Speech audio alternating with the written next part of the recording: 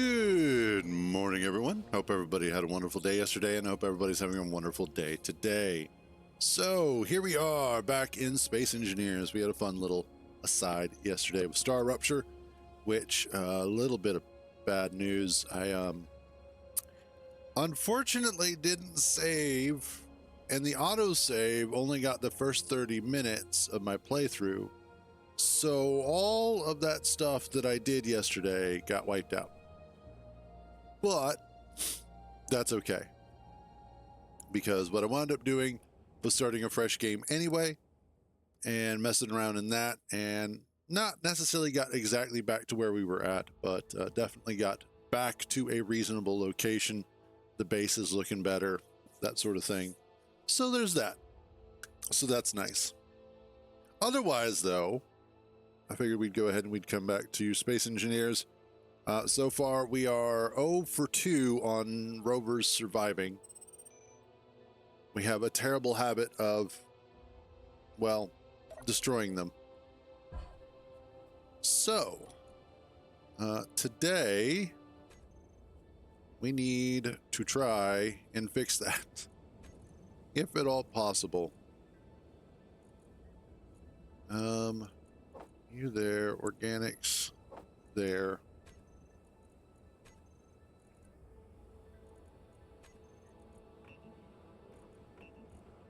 Try and make some food and some water.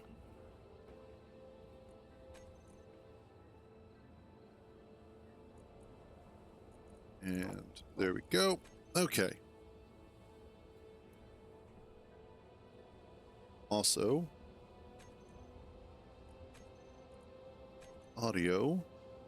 Bump this up a little bit. It is a wee bit on the quiet side. Anyway, there we go. Excuse me. Let's do... I have to wait until... That could use a little work, but... Alright, so our biggest issue right now is... We're still without a rover. Even though I built 2 of them, both of them have suffered catastrophic failure.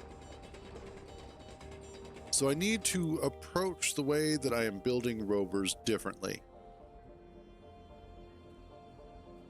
I think the biggest problem is that I keep leaving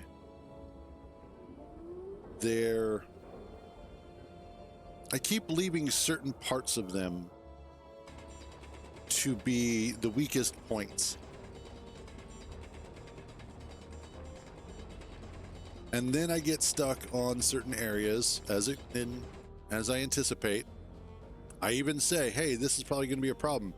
And then it becomes a problem. The biggest issue that I have is that I hit the edges here. And those edges basically wind up screwing me up the most. Flipping the rover, and then everything goes horrible from there. So I need to figure out a way to keep that from happening.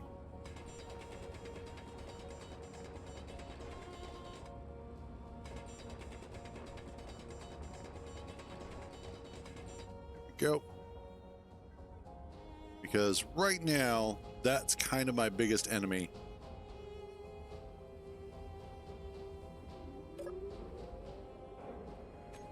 And I want 4 iron. The other thing is, I think I'm going to go ahead and go with 5x5 wheels.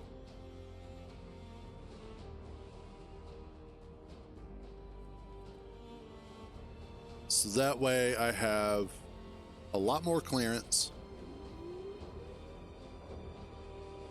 And I'm also thinking what I could potentially do is set it up so that I have wheels both on the top and on the bottom. Inventory full. Inventory full. And just make a rover or a rover seat or whatever that allows me to flip over.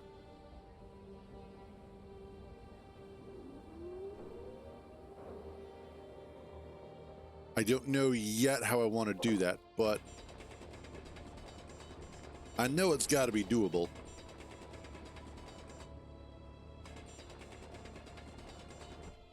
Inventory. I'll probably wind up having to use, in order to make it work correctly, I would probably need to use some sort of, oh, I just realized I do, this is one more mod. I do have a mod that has larger wheel bases on it, larger suspensions, all the way up to 15 by 15. I almost want to try that. Those are absolutely entertaining.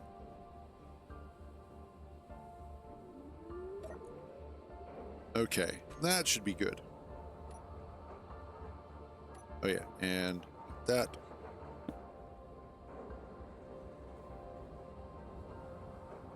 Second here, got to wipe down the old mouse pad.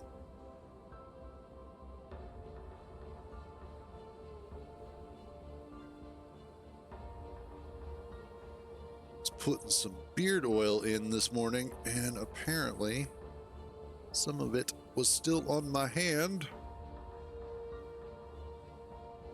There we go. Okay, so what I want,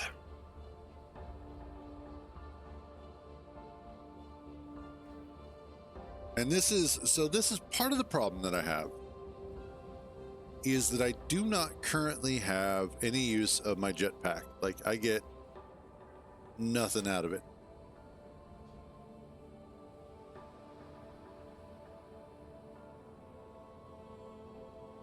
So building taller rovers becomes a lot more difficult because I can't always get to where I need to put the blocks or be able to weld them up. But I'm also reaching a point where I'm getting really tired of losing rovers. So I have to change the way that I'm doing something.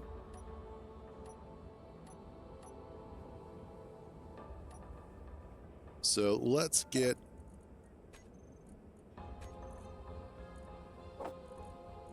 that.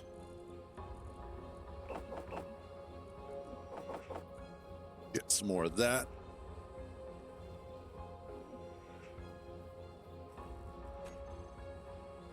It actually uses up quite a bit.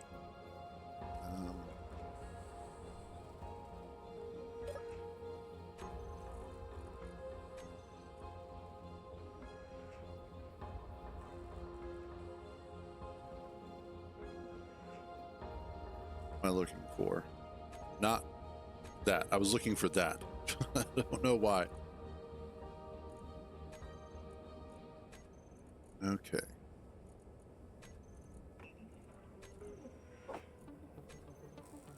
Let's get some of that going, which was the organics for food and water.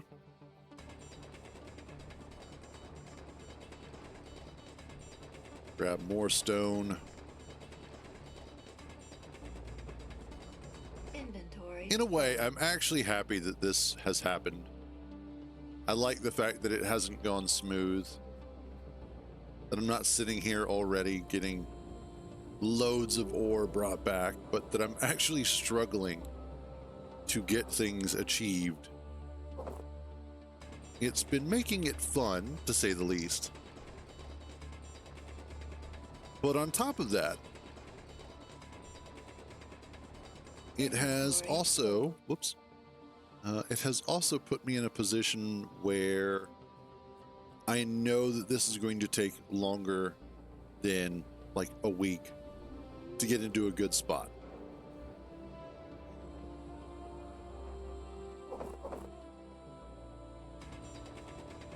As oftentimes, a lot of my playthroughs, it's like I find everything I need, and then I'm done.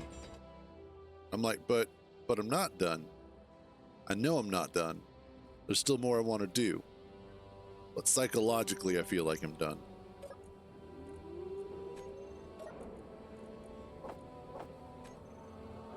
All right. There we go.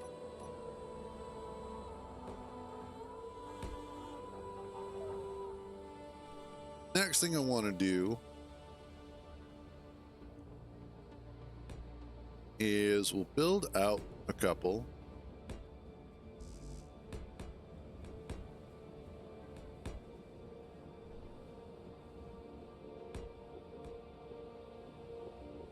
And then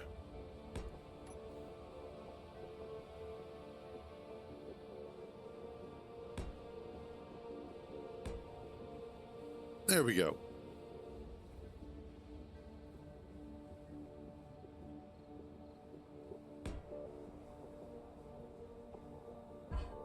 That should give me a small height advantage for this.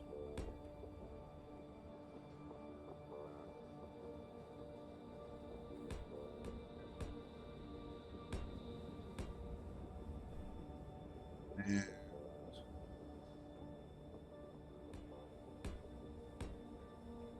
be there.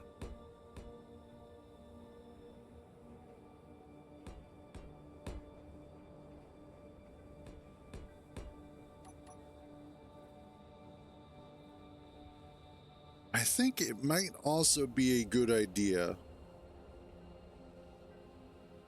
to build it so that the back tires are actually a little bit lower than the front tires, so that the whole thing actually has a little bit of a slope to it, as opposed to being completely flat.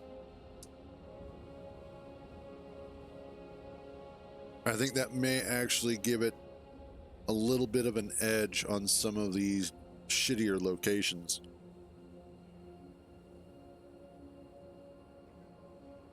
God, that's good stuff. So let's go ahead and drop that down by 1.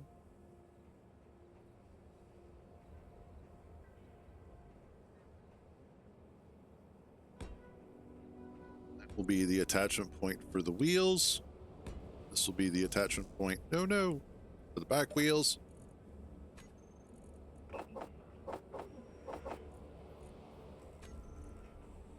Wait until it finishes making it.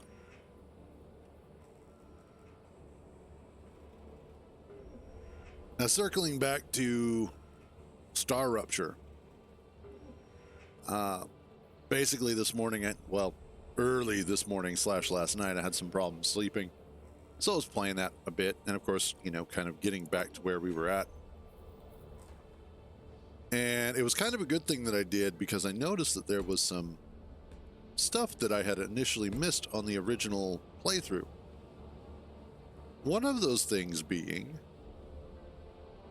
that there was a type of ore that only, you can get it afterwards, but it's only plainly visible right after a rupture and after everything starts cooling down.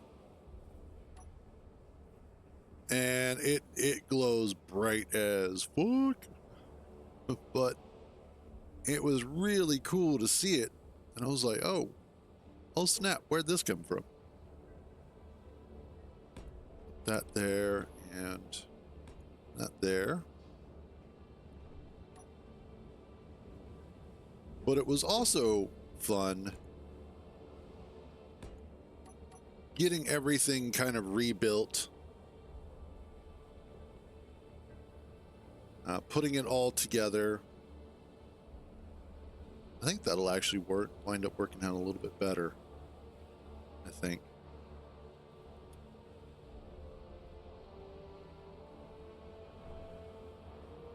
Yeah.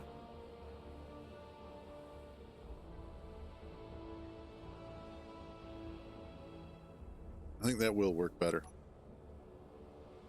Okay. I want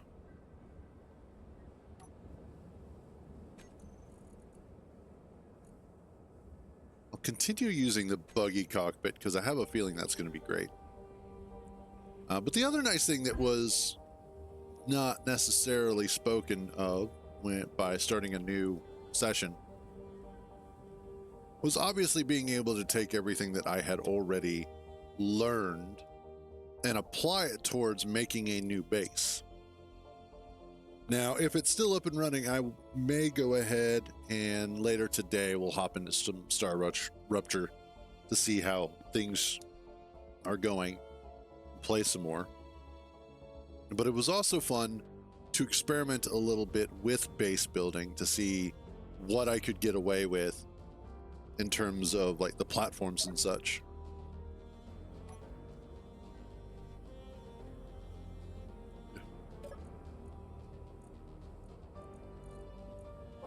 You?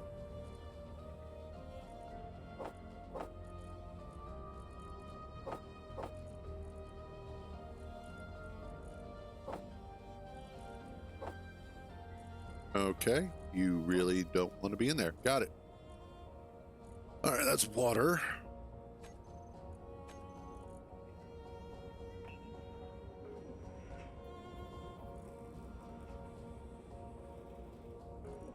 Cool. And then I just need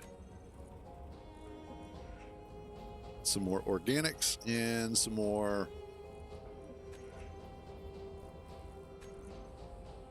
silicon wafers. Okay.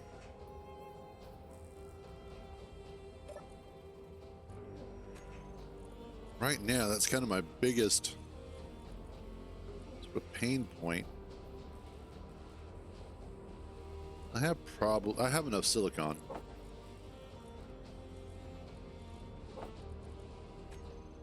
It's the organics that are proving to be a problem.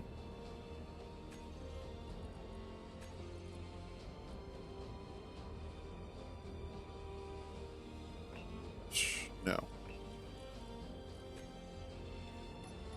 Yes.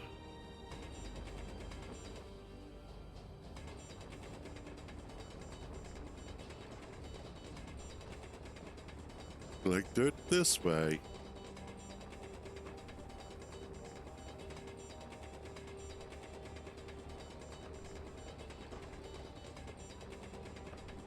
Kind of like the fact, though, that there is the necessity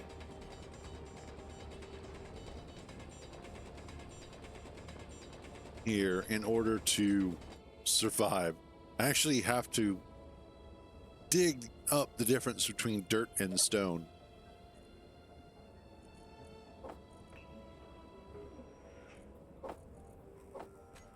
There we go.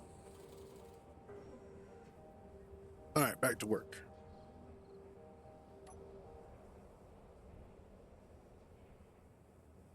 So what I want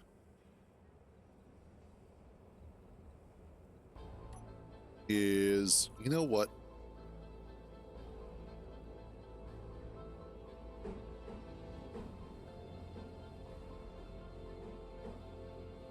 Let's put you there.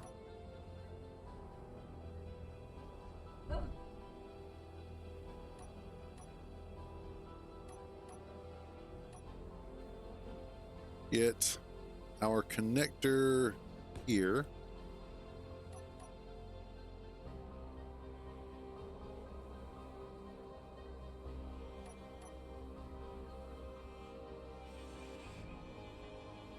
Oh, fuck me. Oh, no. Oh, no. Oh, shit.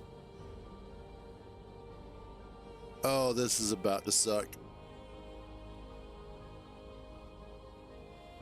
This is already one of those days, and it's just started. Oh, no.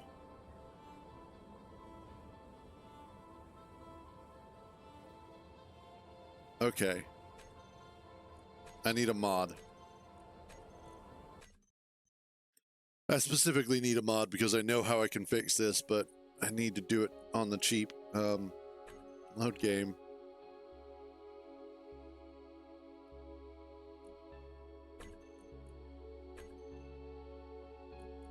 This is just Wow. One of those days.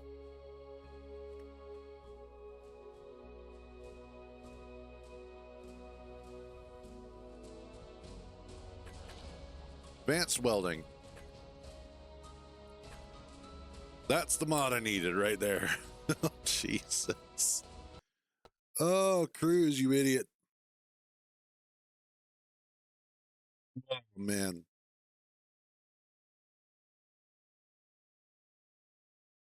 All right, so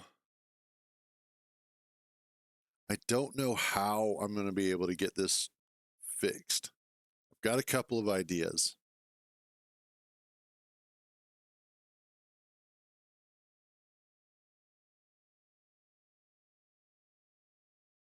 One of the ways that I can do this is to essentially build a small stem off the side of the back portion and then bring out a piston going towards the front with a landing gear on the side that connects to it, and then pull the two pieces together with weld pads on the two ends. So that way I can get them together and weld them up. It may also be a situation where I have to push them out a little bit first.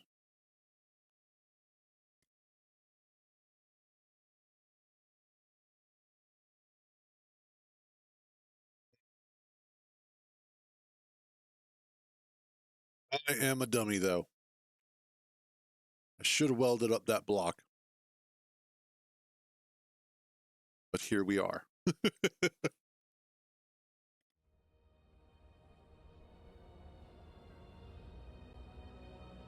Yeah. Okay.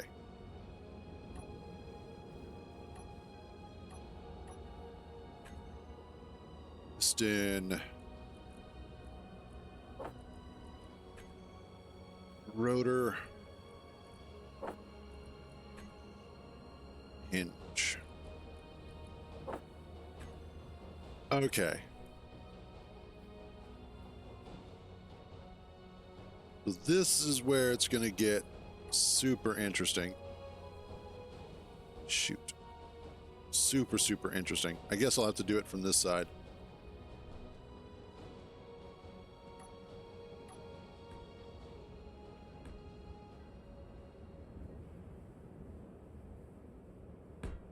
Yeah, I'll have to do it from there.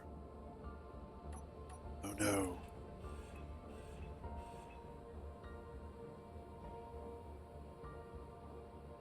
I have to do it like this. Just realized.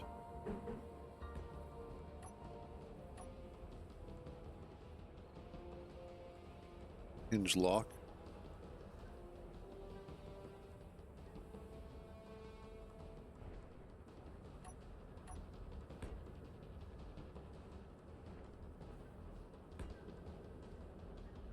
Okay, so that way if it does fall, it won't fall all the way over on its face.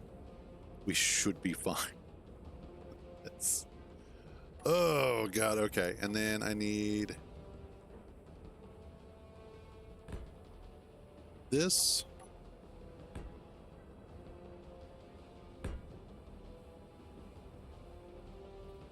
No, I separated it in half myself. So that's where we're at so far. And I'm trying to fix it on the cheap.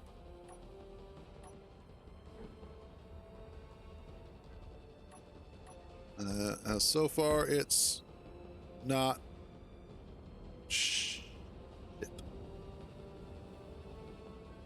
Never mind. It's flexing because the middle of it was broken. I was trying to disconnect it from the build stand and split it right down the middle. So that's why we're in the state that we're in.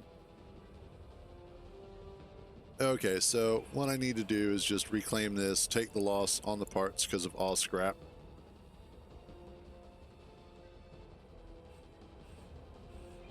There we go. Okay. Oh, that's... Nope, stop that. Actually, you know what? Wheels come off.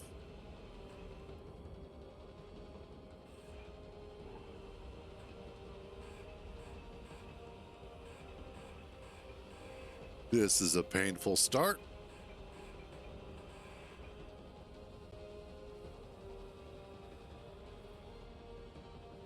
Instead... Oh yeah, no, I'm no stranger to building rovers. The problem is when you're disconnecting it and you accidentally grind out your middle without welding it up first to keep that very thing from actually happening. Need...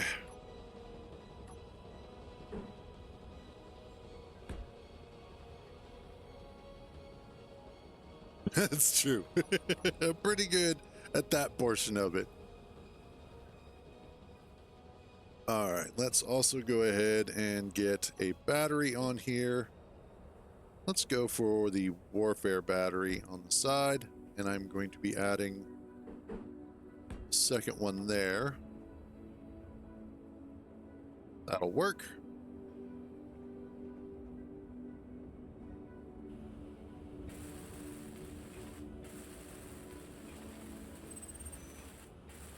So far, it's not the worst rover I've ever built. It's not the best, but it's not the worst.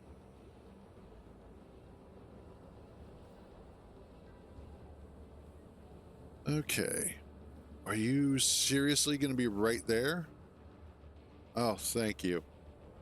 Praise the Lord. I needed that. It'll be a little bit of a run, but...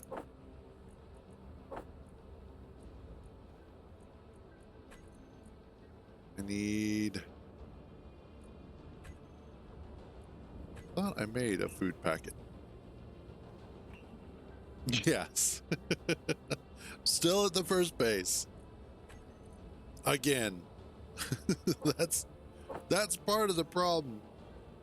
Like I said, this is the third rover that I've been trying to work on. The first two have broken in half, with the front half going God knows where and the back half going also God knows where.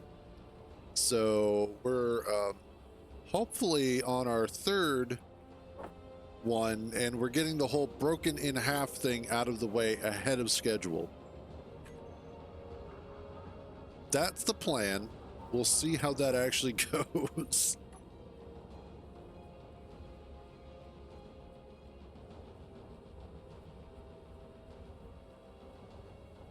Okay. But we're going to go ahead and... Yeah, that's not much better.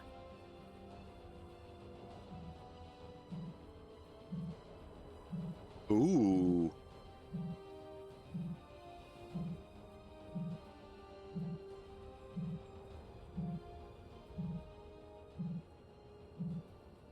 Awesome.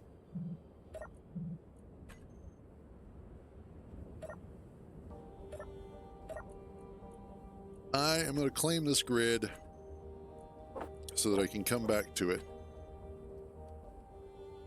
GPS. What do I want to call it? Trash pickup. There we go.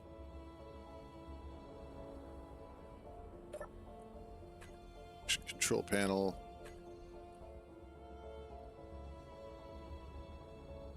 No, it has a battery. Turn that back on. There. Absolutely a free cargo container. Along with everything else that's attached to it. But I just can't pick it up yet.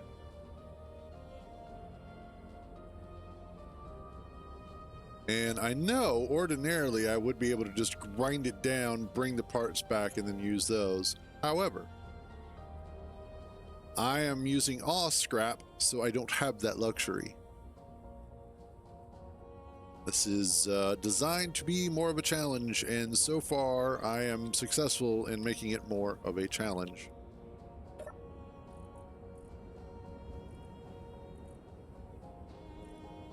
You and you. Okay.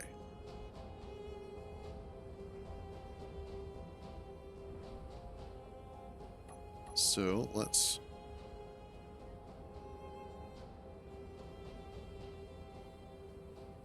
Little bit. I mean, there's still a lot of mining that I'm doing. The other thing is that I'm using procedurally generated ores. So it puts the ores in completely different locations. It winds up redistributing them across the planets and across asteroids. So that way it's a little bit harder to get the stuff that you need all in one place. And I will actually have to go to other planets to get other ores. But for now, I'm just trying to get to the point where I can actually collect them consistently, because so far I haven't done that.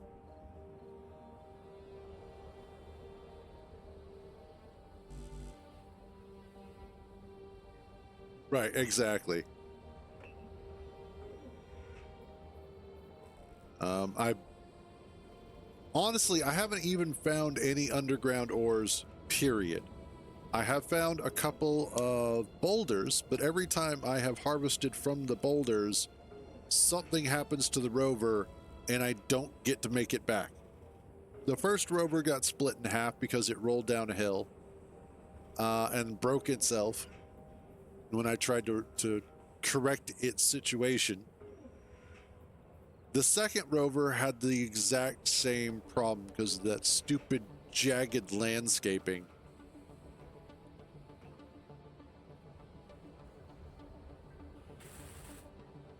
Oh no, that's not what I... Oh, son of a bitch. Oh, I just have a feeling it's going to be one of those days. It's just going to be one of those days. Makes me want to murder everything.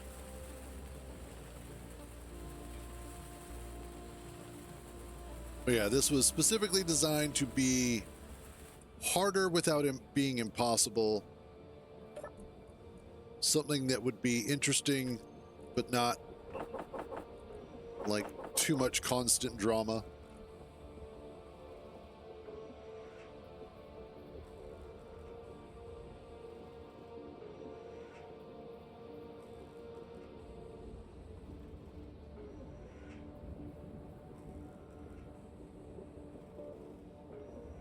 Right.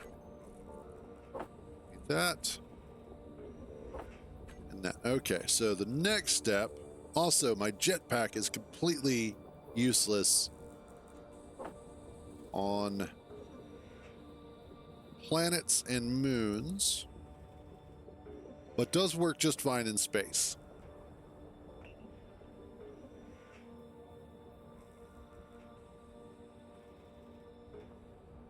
So there's that.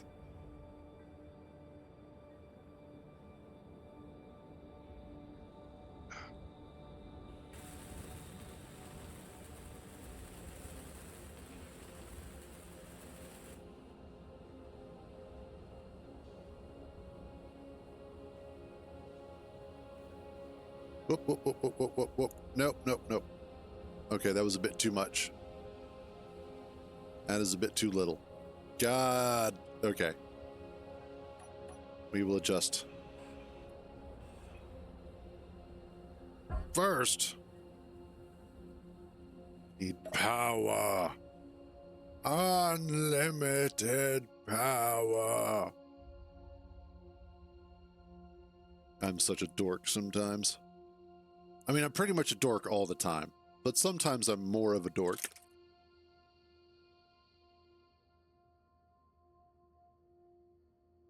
And today is one of those days.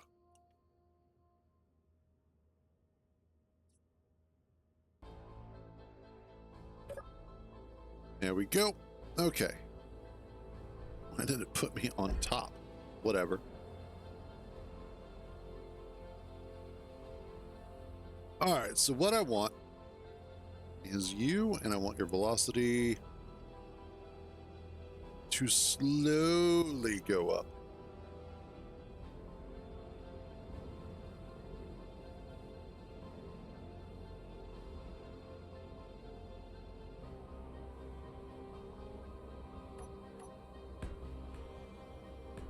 We'll bring this forward a little ways.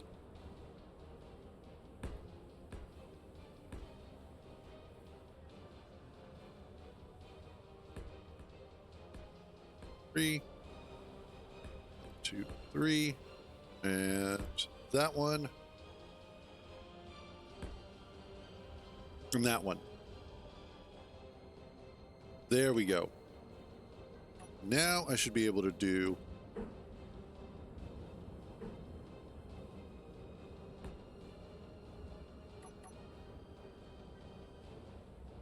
actually, that kind of works out really well.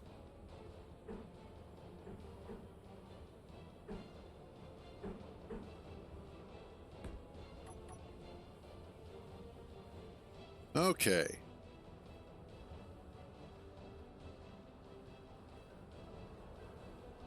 Oh yeah, can't reverse because I have no thrust or no speed.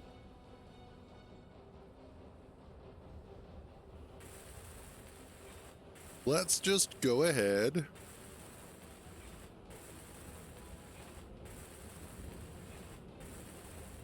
and get this welded up so that I don't accidentally bifurcate my vehicle again. I can go ahead and get that taken care of.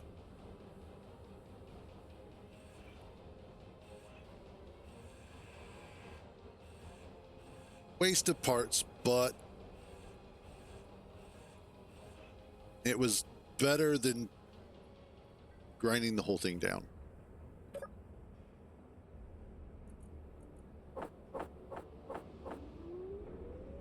Honestly, not as expensive as it could have been to repair. Let's get some steel plate. In fact, you know what? I think I need to widen this a little bit more.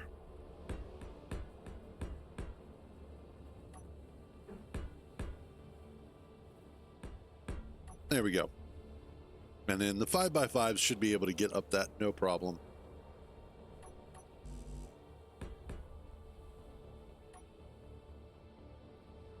Go up and then back down. There we go.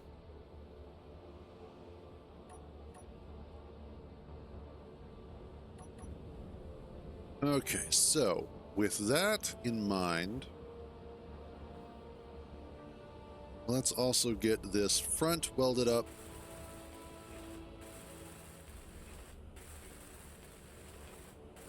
I want the rear welded up.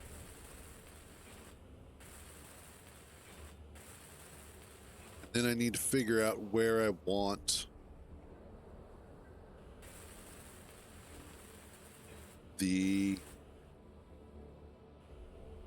where I want to go ahead and put the Rover cockpit. I don't want it centered. In fact, I actually want to do 2 of them.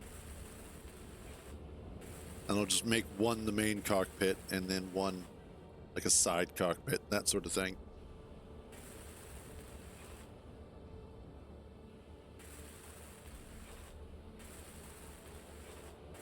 We are. Okay. Let's get you.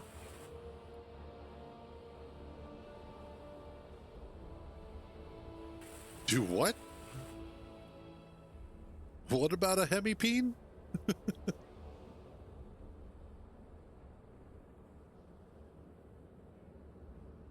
Let's see.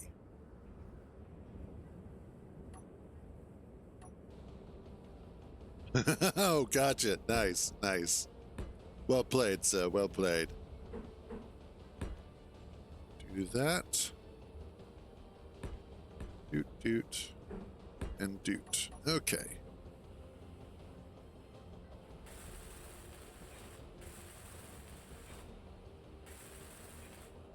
Just that.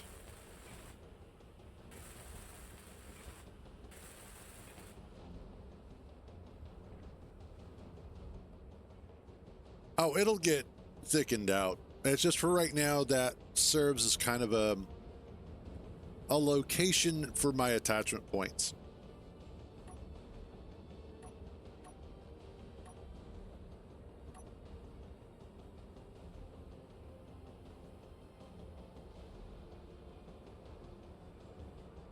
Let's put you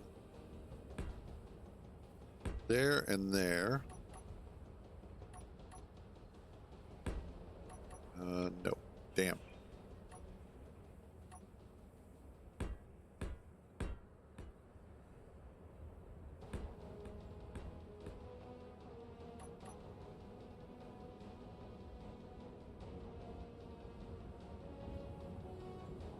Don't want that.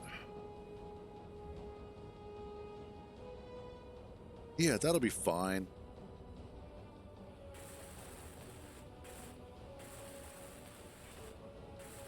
So go ahead and have... Like, I actually almost want the cockpits to sit up a little bit higher.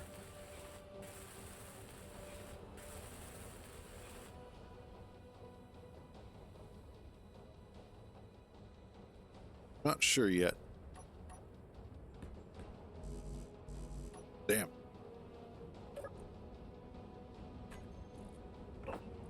Like 100 of those. Shoot. Drop off some of this stuff. Oh yeah. Don't need that or that or that.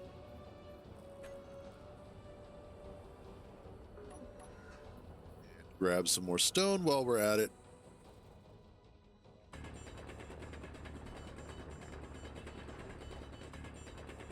Inventory full. Inventory is always full. Inventory stays full.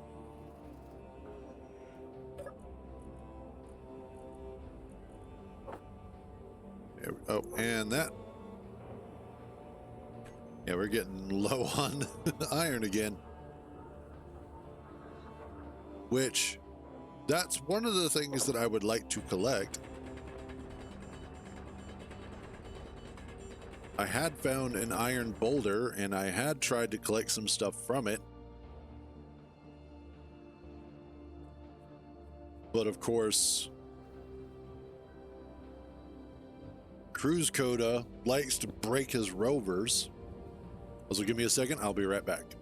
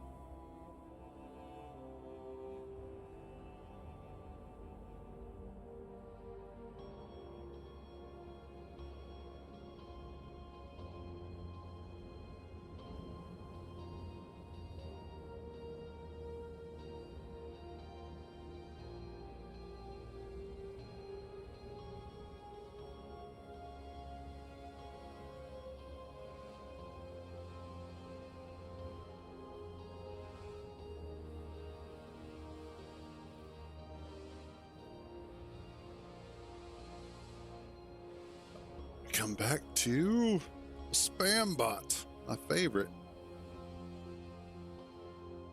And report. Oop.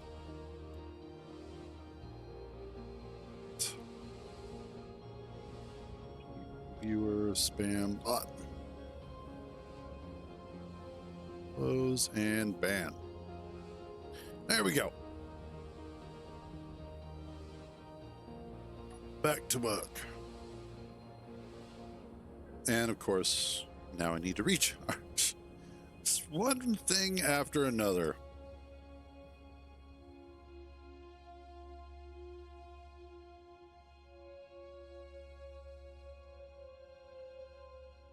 Coffee and cough drops. Just what a growing lad needs. I've come to the conclusion that I do not like this area. This area can suck a bag of dicks. It has been the biggest bane of all.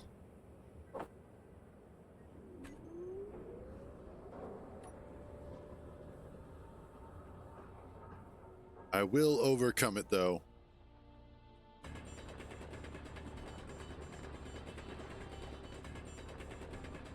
Inventory full. Thank you.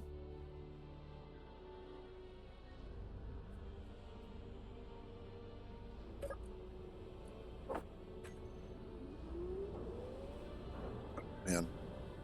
So also last night, because I was having trouble sleeping, I wound up playing some Heroes of the Storm. And I originally had an account. And I had had it for a lot of years. It was unfortunately tied to an email address that I lost access to. So I wound up having to get a new account.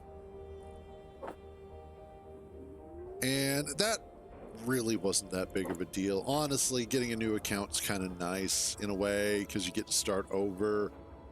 You haven't wasted all that money, that sort of thing. So it is kind of nice to a certain extent. But at the same time, it sucks that you have to redo everything. But in this particular case, one of the things that I was doing was re-earning the gold needed to get certain characters. And one of the characters that I had absolutely loved playing back in the day was King Leoric in Heroes of the Storm. And so I finally got enough gold last night to get that. Hey, turnip, and always coffee, water. So hydration is the easy part.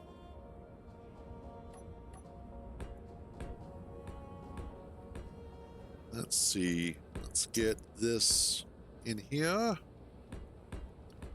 But after I got King Leoric unlocked, I went ahead and was playing him, and reminded me of why I enjoyed playing that character, because he's got a nice build set sometimes for trapping enemies and then absolutely obliterating them.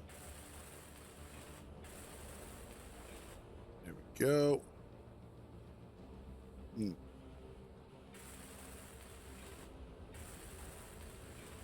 Let's get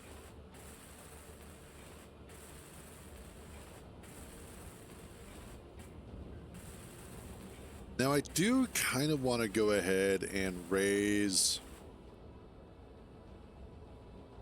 I think I want to go ahead and raise the cockpits. Maybe. Yeah. And actually, I'm going to change them out. I don't want the buggy cockpits. Get rid of you. I'm going to go with the fighter cockpits. Or am I? No, because I need metal grids for them. Cruise, you idiot.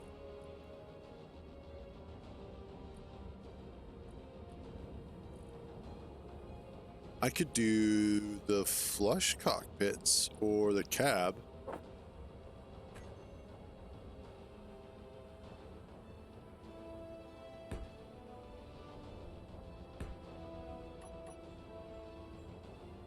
If I do that,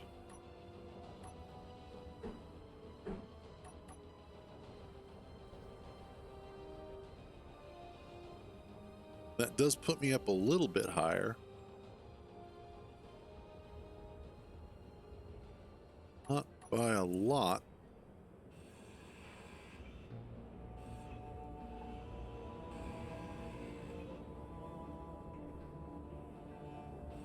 You're in my way.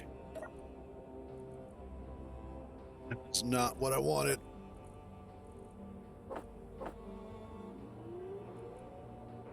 Okay.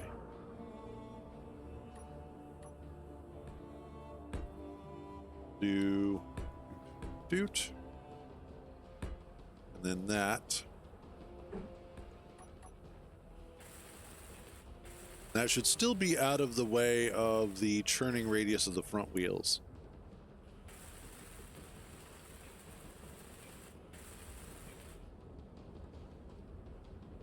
Then I can go ahead and do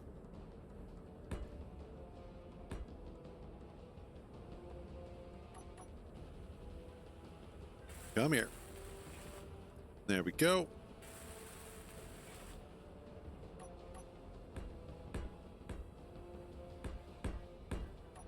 Yes, that should work.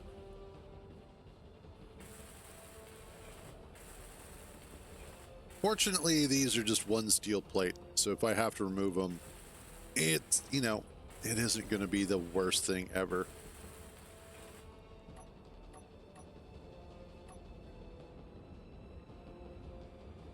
And then set you kind of towards the inside instead. There we go. Let's get one of these made. See how that feels. It should be fine. I mean, I'm not too worried about it. But we'll get one of those made and then go from there.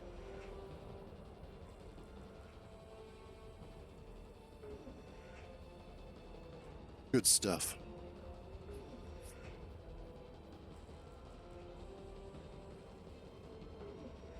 Of course, I need bulletproof glass. Always need bulletproof glass.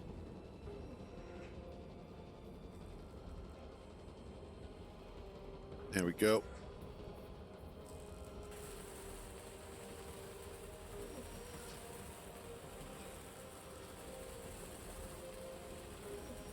There we are.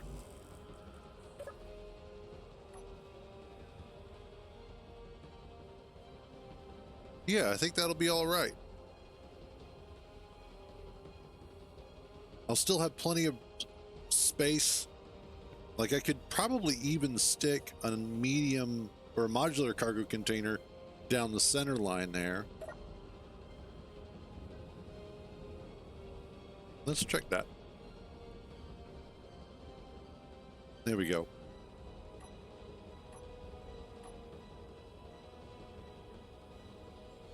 Yes, I could.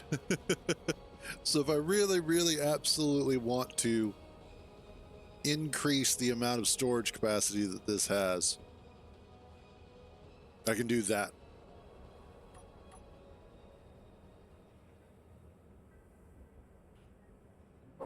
But let's go ahead and, damn it, I did it again. There we go. Let's go ahead and get that finished up.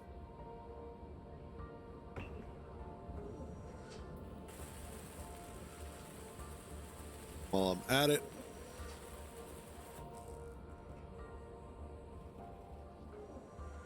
then I can start working on the wheels. I'll get some of the other components laid in as well. Almost done.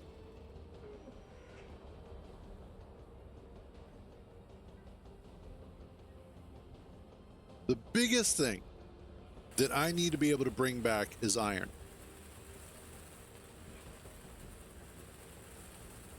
I have silicon nearby by way of a boulder. If I can bring back enough iron, that'll make construction of a base a lot easier. I've come to the conclusion that this is not going to be the location of my main base. This is just the starting scout base.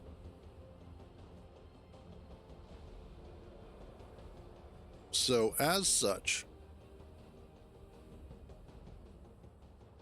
one of the other things that I want to do is look for a better location for a base, preferably near a lake if I can, and specifically in a larger, flatter area if possible, near a mountain maybe. I'm not going to be doing an underground base. I may drill underground for certain parts of it, but I'm not doing an underground base. And then on top of that, I want this. I want to have to actually build proper outlying defenses. So magnesium will also be one of the big issues. But ice is going to be a must.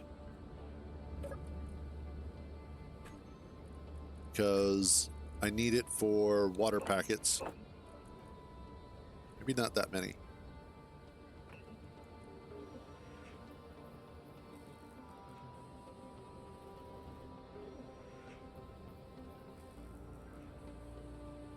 I'm kind of tired of underground bases, honestly.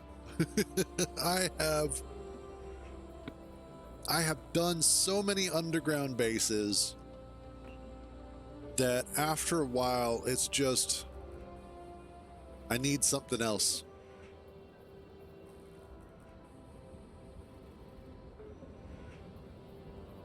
And so I figure at least this way, not only does it give me more of a challenge, but it also means that I am not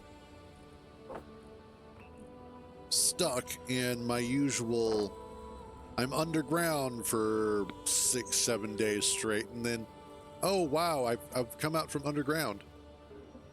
Yeah, exactly. Got to build a pretty base. I have a couple of design ideas for a pretty base. It just reminds me of one of the scenes from Modern Family, where Gloria, played by Sofia Vergara, finds Julie Bowen's character, God, I don't remember what her, Claire, at a shooting range. And she's sitting there mocking Claire for, like, that's the best you can shoot if you've been coming here this long. And then she grabs the gun, fires off several shots, and then she goes, and that's with pretty nails. And it's like, oh, that's kind of adorable. All right, let's get...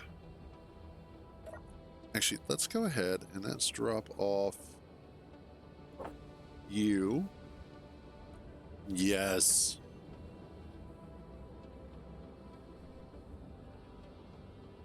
Yeah, Sofia Vergara is a very stunning woman, that's for certain.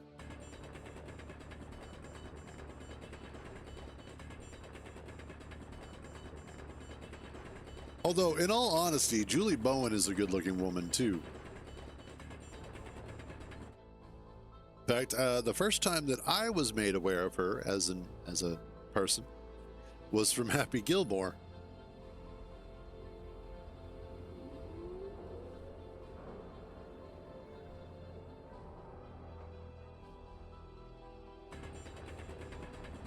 That show in general was just really well done. All of the characters, oh, most likely, I doubt she's 100% natural. Yeah, I know, right? Yeah, that was her.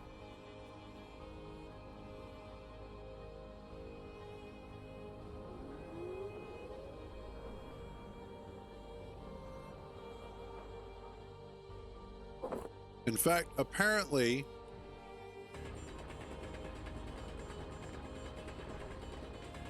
spoiler alert for Happy Gilmore 2, if you haven't seen it yet.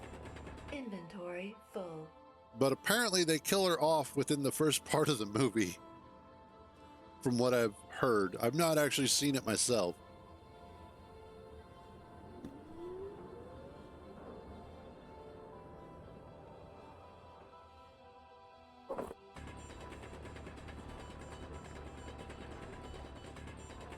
In all fairness, though,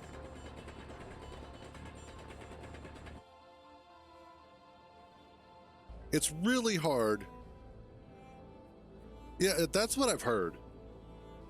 But it is also difficult to make sequels that are like 20 years apart, 15 years apart, or something like that. and actually have decent plot lines.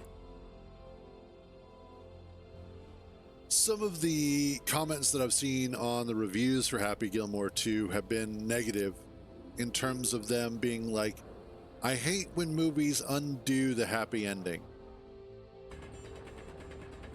It's like, that's fair. But at the same time, Inventory full. there comes a point where the happy ending doesn't last forever. And awesome. If I happen to come across a point where I can watch Happy Gilmore, I am definitely going to try my best to do it while not sober. Because if I remember correctly, that was how I experienced the first one when I saw it.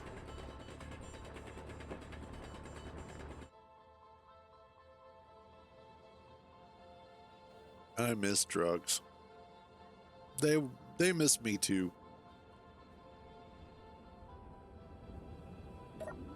Okay, that's a little, God, all that stone for so little.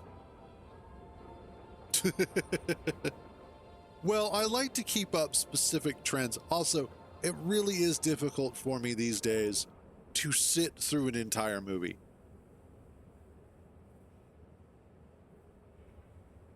Like, I get bored. I'm wanting to do like other stuff while the movie's playing. So I have trouble sitting there watching the entire thing. Even movies that I really, really, really want to see, sometimes I have to break it up into like 45 minute to hour long sessions. Just because I get bored with it. It could be one of those where I have developed adult ADD. I don't know.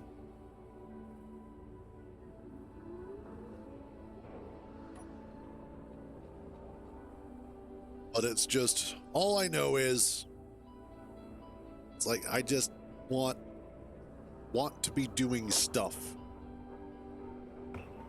I think is the biggest problem.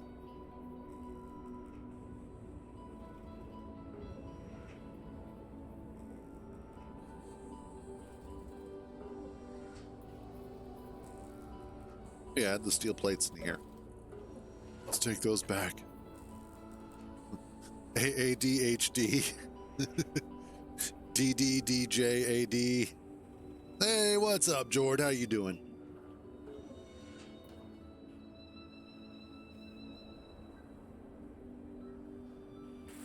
All right.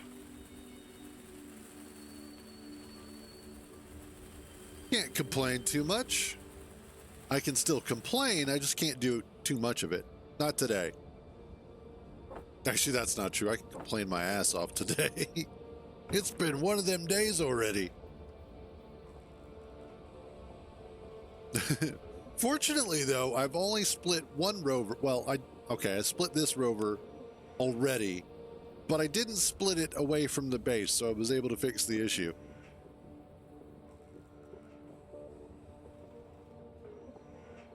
But we're hopefully going to have a slightly better time. Oops. Give me that water.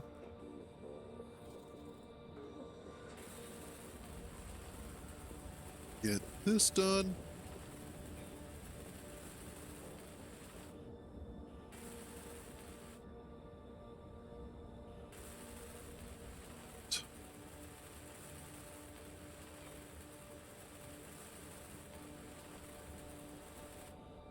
Okay, there goes that one.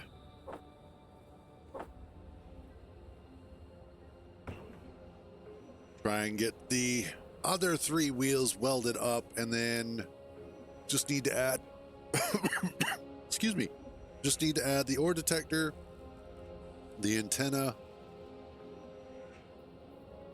and maybe a couple of gyros, and we should basically be ready to go.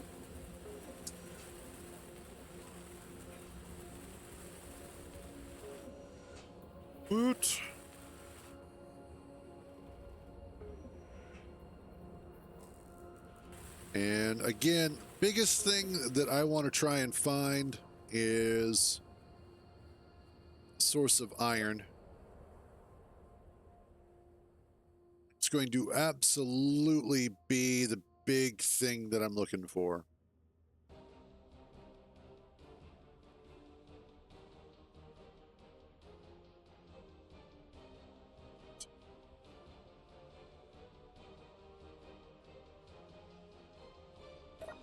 Okay. Should be interesting. Aha. This is done.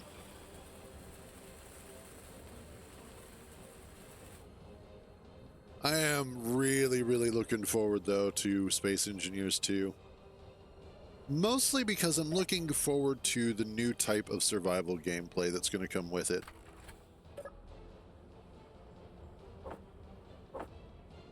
I am looking towards also the new terrain, the new planets, the new colonization gameplay. I'm excited about water, but I'm not like it's a make or break kind of thing.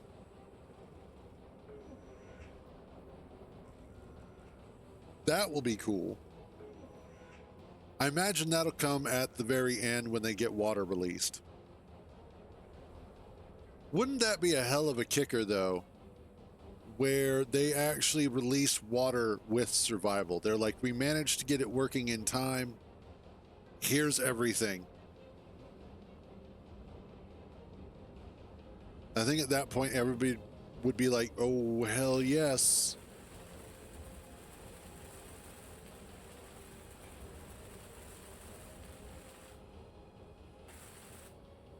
Do we have everything else? No, because I have no more iron. Okay.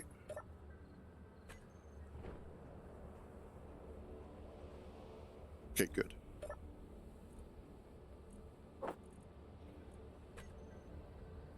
I'm fine with water mobs. I mean, again, it's Space Engineers, so I'm not... Like, really what I'm looking for is just a new Space Engineers experience outside of mods that make it, like, ridiculously hard. Which I'm fine with those, obviously, because I'm playing some right now. But my biggest thing is that I just want to see what they do next. I want to be able to play with the unified grid. I want rovers in the unified grid.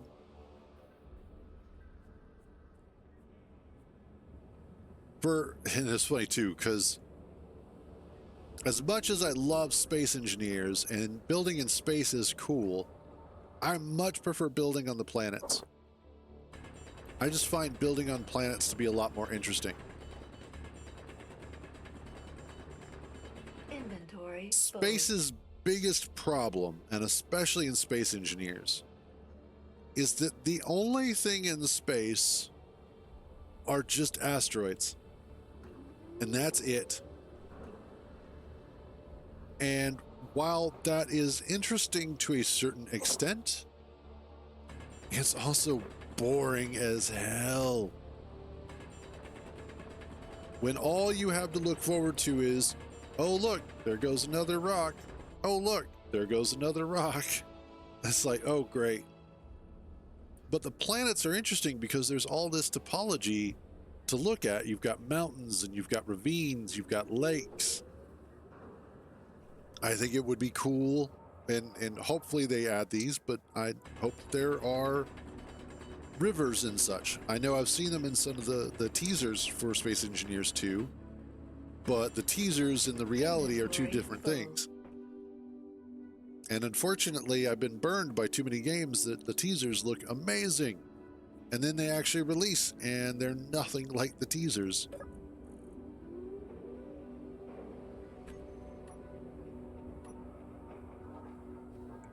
Which one?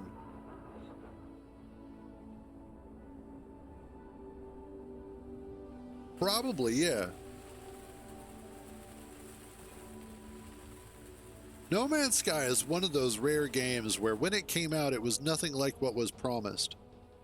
But over time and with due diligence, it actually became everything that was promised and more. Well, mostly.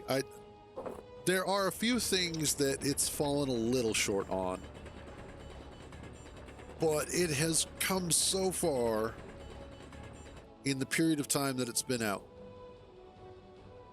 And it's one of those that, while its initial hype was a little bit too excessive, they have at least made good. But I'm talking about, like, Star Citizen is a huge one. Some of the other ones. Inventory full. I know there's been a few other games that have come out recently, or at least in the past, I'd say 10 years, where they promised a whole bunch and then what actually happened wasn't what they delivered. Honestly, in a way, I would say World of Warcraft kind of falls into that sometimes, Inventory where full. the ideas that they are promising are not the ideas or not the final product that they are delivering.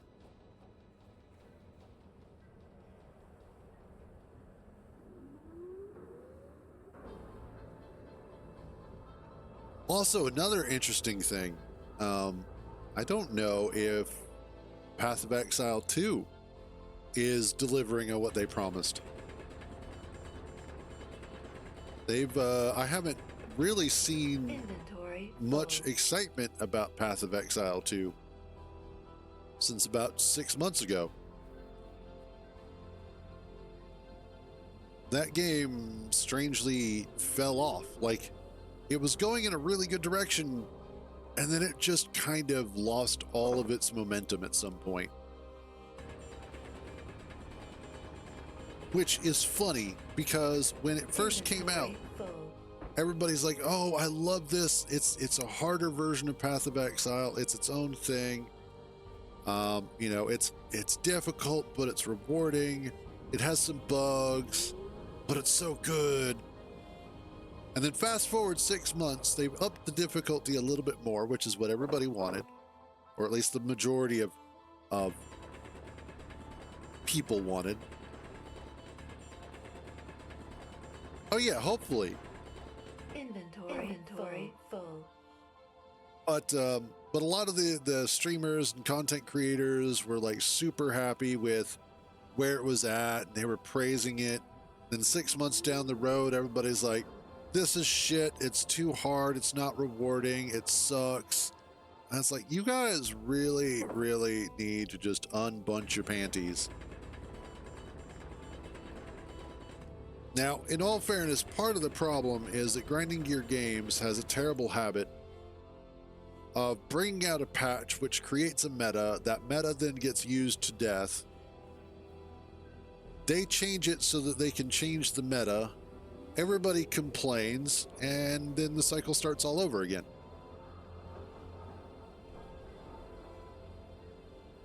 It's water. But I think that's more about player expectations than anything else. Players are expecting something that isn't there. They hype themselves up. And then when that expectation isn't met, they get mad because it didn't meet what they thought was going to be there.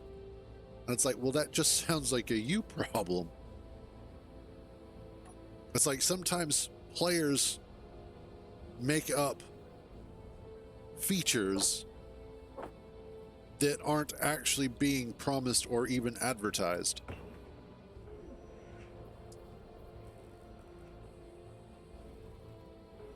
And so they wind up disappointing themselves.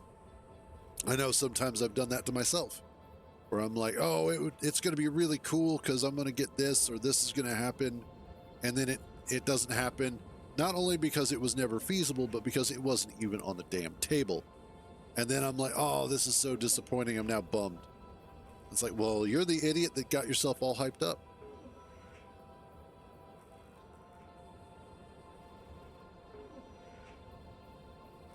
And so I think from a personal standpoint, what Keen has been doing in terms of their teasers, as well as what's been released so far, has been a great way to kind of mitigate that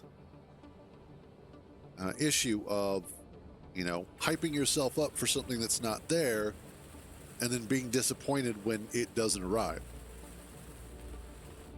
So far, they've done a really good job of delivering what they promised.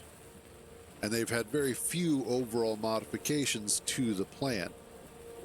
I think the biggest modification that they had to that plan was in not releasing the 1.6 patch.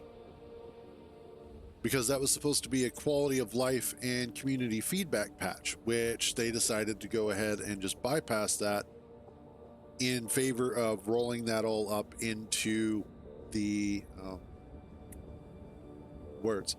rolling that all up into the 2.0 patch, which is survival and planets.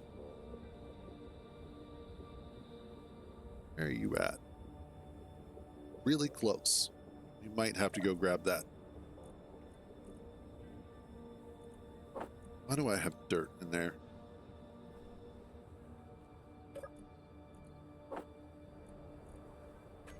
Okay. I also need to add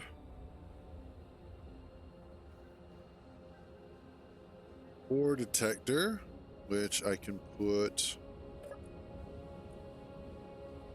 I have no steel plate. Okay. Give me some steel plate. Give me some of that. Now, obviously, the Rover is by no means actually finished in any way, shape, or form. But it is at a good enough state that I should be able to drive it, which is the biggest and most important thing. Stick the ore detector there. Antenna there.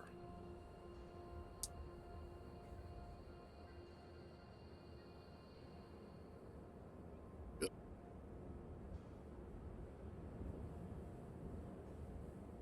Yeah, I hear you out there.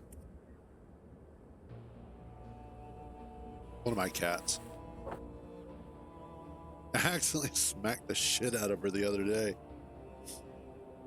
I didn't realize that she was on the other side of my door. I don't have like a full-size door. It's actually basically just a sheet of plywood that's attached with a couple of hinges to the wall. But I didn't realize that she was on the other side of it, like right up against it. So I just went to open the door and smacked her right in the fucking head. And I was like, oh shit, I'm so sorry. And then of course she goes hauling ass upstairs and then turns around like, how could you do that to me? And I was like, I'm sorry, I didn't know you were there. So I gave her some love and she was happy again. Fortunately, the door itself is not very heavy, so it doesn't do any damage. Or if it does, it's just like, ow, that hurt.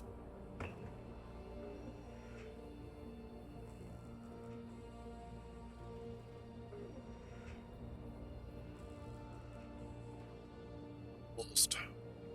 There we go.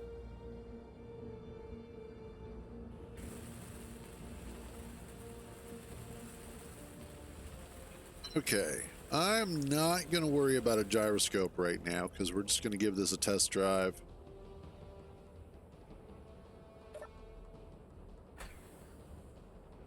Just see how well this is going to work. As well as go pick up stuff out here. Ooh, no, we're not. No, we're not. We're going to go pick up the stuff out here.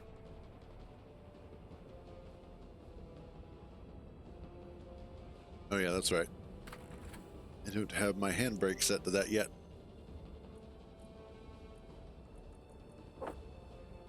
You down here, and you are handbrake on off. Okay, there we go. Also, this is co-pilot. You are the main cockpit.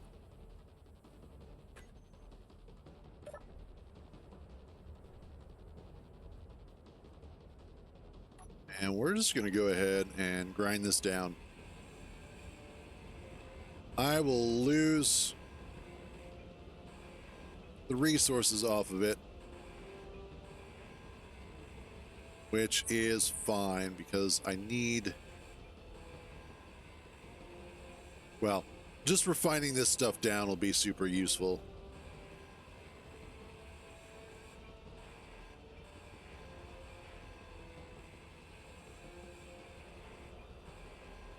Thank you.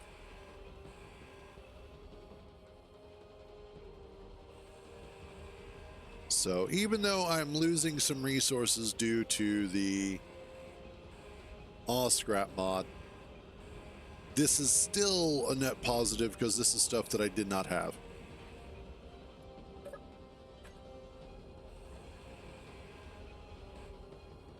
Grab that.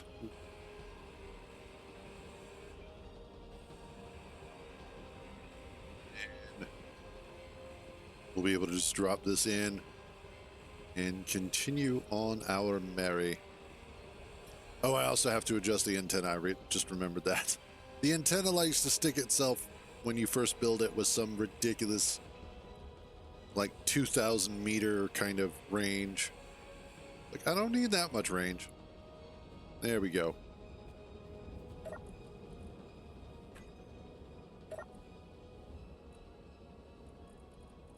Okay, cool.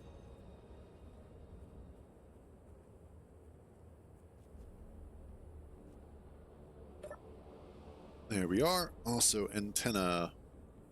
No, 5,000. Yeah. Let's just do 200. Because that also drastically reduces the amount of power that it winds up taking up.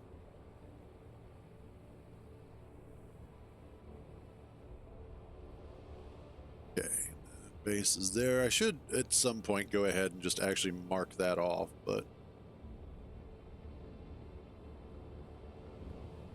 So iron and magnesium are that way.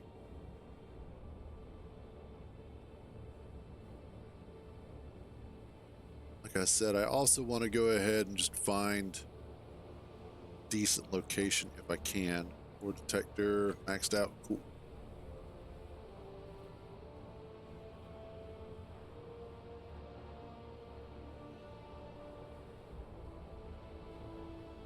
It might not be a bad idea to go look at that TFAC military barracks, because I don't know if that's like an actual station or if that's just a location that has stuff at it, like one of the random encounters. But we'll see.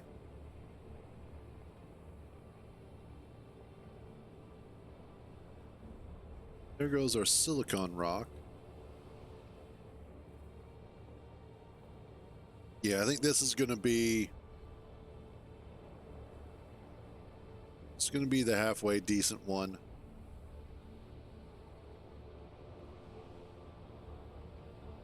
I could probably even get a turret on it if I needed to.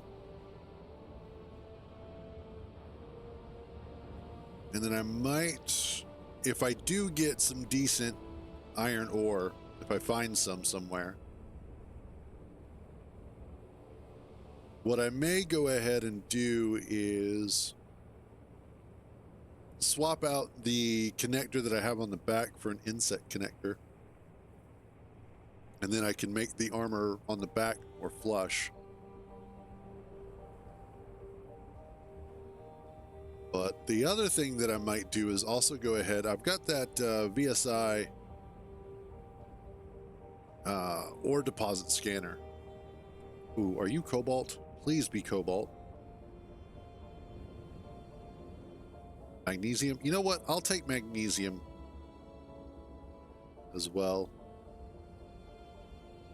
Was that 4 point? I can't see anything with all these GPSs. Trash pickup can go away.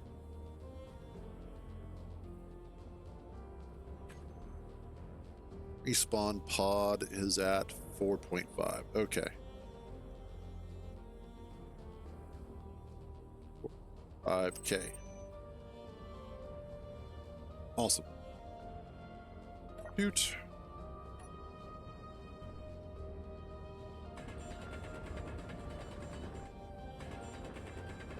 As I may wind up needing magnesium before too long.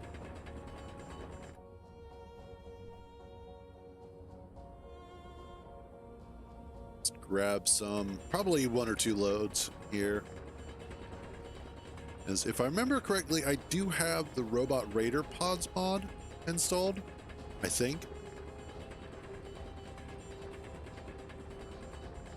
So that's something I may wind up having to worry about.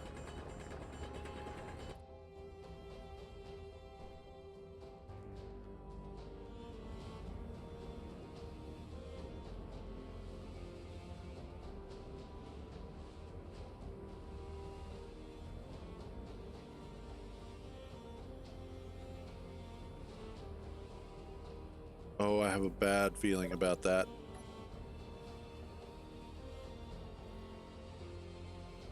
Oh, I have a feeling that Sky Factory may wind up going right over top of the base.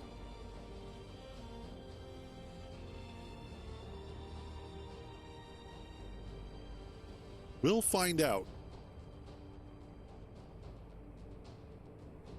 But this might wind up being an incredibly short run.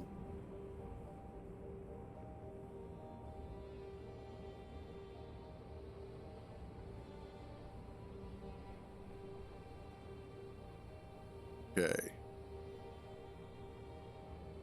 I have had that happen before.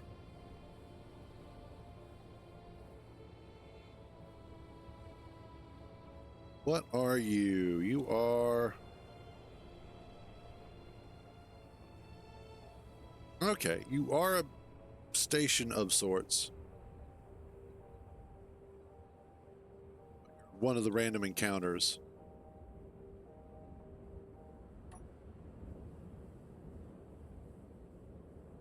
Okay.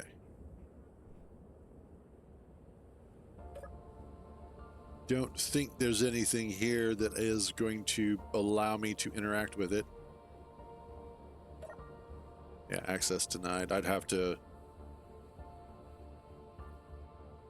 basically break my way in.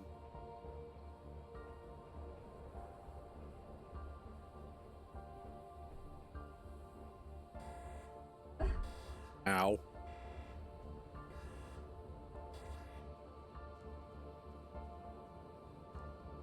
Okay.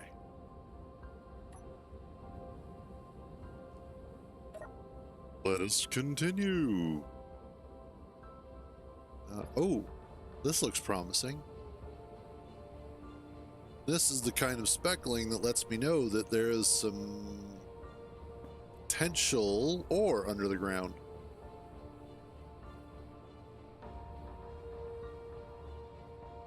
And there's a boulder over here. Ooh, cobalt. Ho ho ho ho. Oops.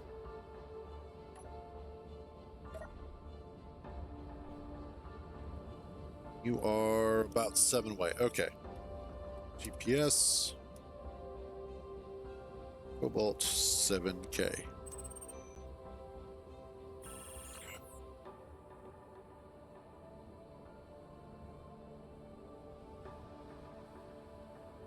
That's Ember. Why are you coming this way? Don't come this way. I know, right? Well, maybe. Shit, shit, shit, shit, shit.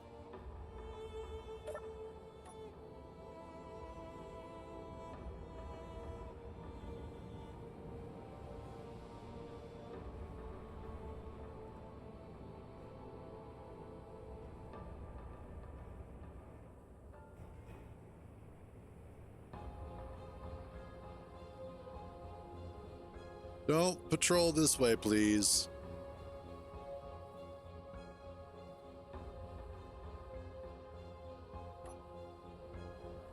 There's a lot going on right over there. And I really don't want to be anywhere near that.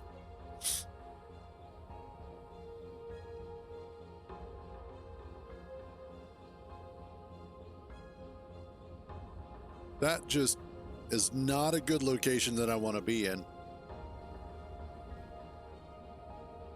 Now I'm 100% going to wind up keeping this Rover, because just because you have a ship that you can make doesn't mean that you are going to keep that ship, as evidenced by the fact that I've been through 3 Rovers so far.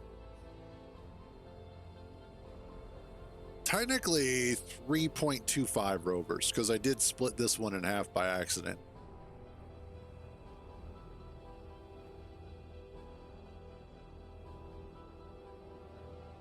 Let's come over here. I want to come over to the hole.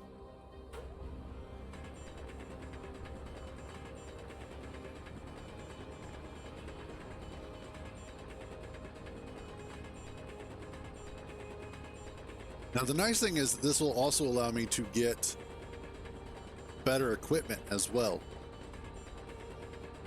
I'll be able to upgrade to the tier, basically the tier 1 equipment.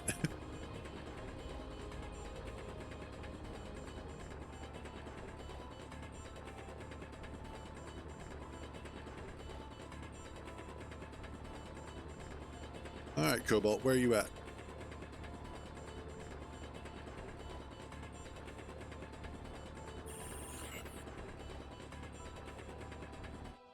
I'm sorry, what? Oh no. Oh no.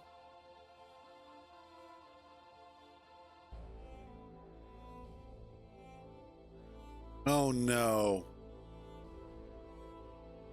Guess what we're about to lose? Oh no. Shit. Oh, this is bad. This is so bad.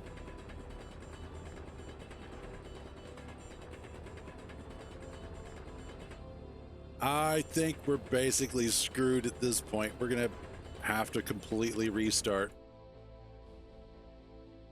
Yeah, we're about to lose our base. Wow.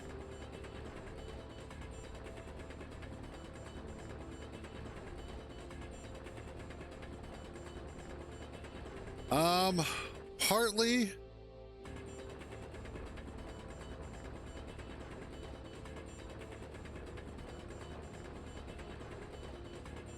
I might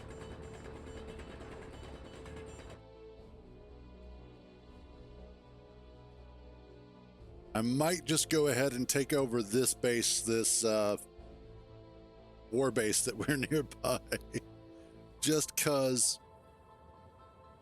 it might have everything in it that I need.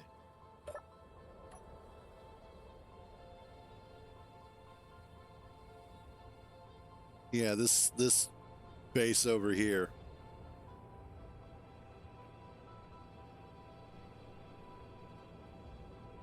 Yeah, that, oh God, I can just imagine it's tearing everything up over there.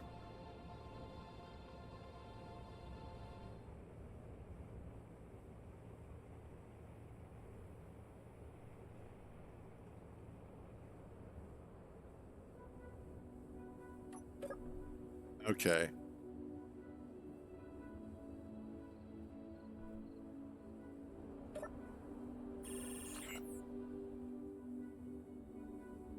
What other hostile entities are you going after? There's nothing else over here. Oh, you're still beating the shit out of my base.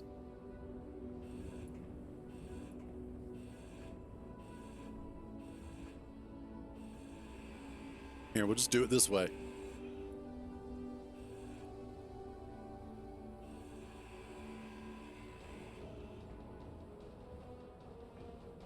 Where are you going?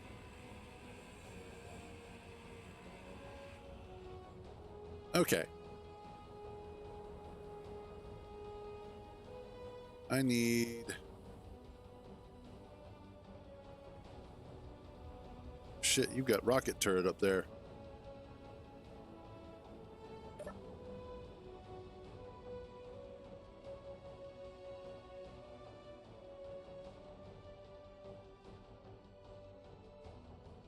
Cargo container, which is most likely for...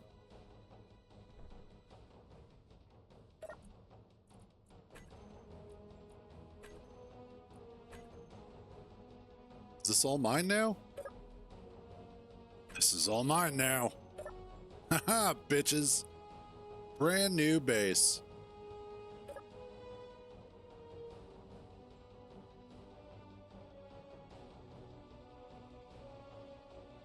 And mine comes with rockets.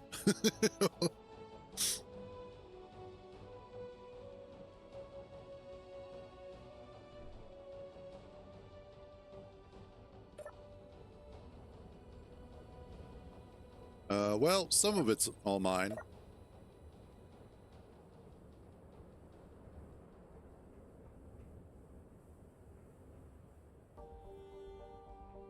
What? Oh, I wonder if it just allowed me to... Well, no, it... Ooh.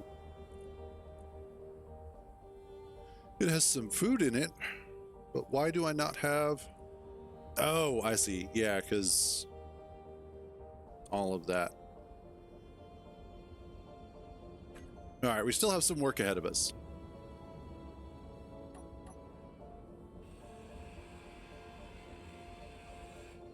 What am I doing?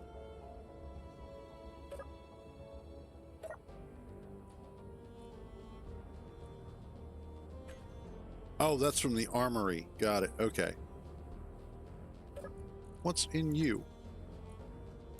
Lots of cobalt. Okay. Let's just double tap this. Wait until I can get through it.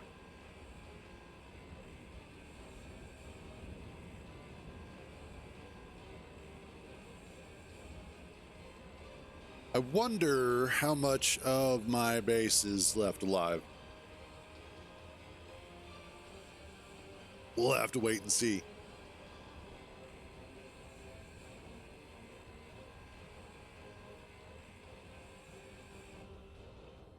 Okay.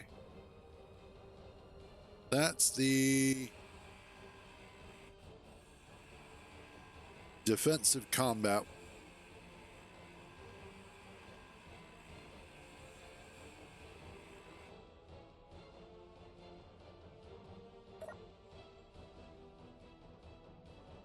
Really inset couch. Guns. Guns. Guns. See if we can get through these doors.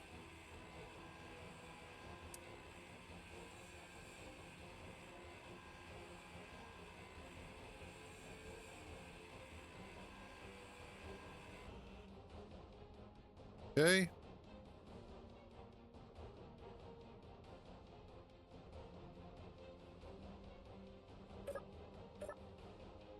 That's cargo container. You are H2O2 generator. Nothing in there. Some beds. Take the extra food. Credits.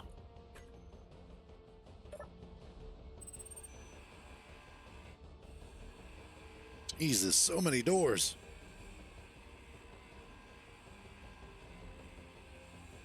The biggest question is, how am I going to get access to everything? Aha!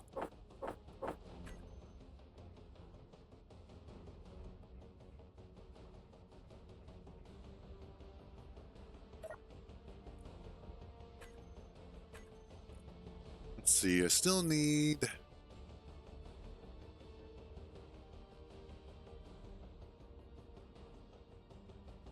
What else?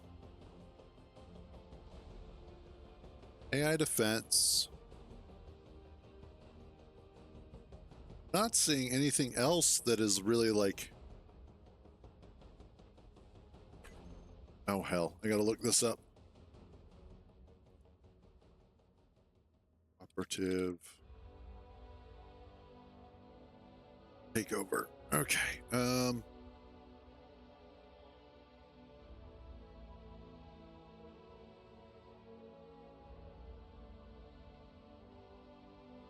Okay, I've got to be able to hack these. But I can't do that because I don't have... Let's see. Production. Control panel. Show hidden blocks.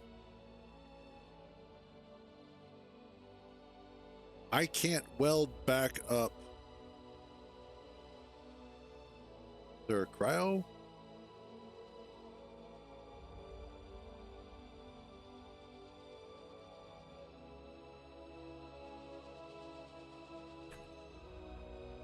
Yeah, because I don't have the parts. I can't weld this back up.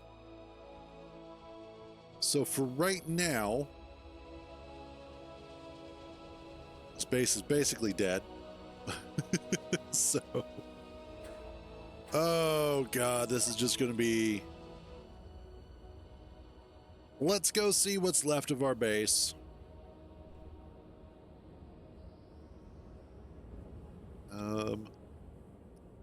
GPS, new base.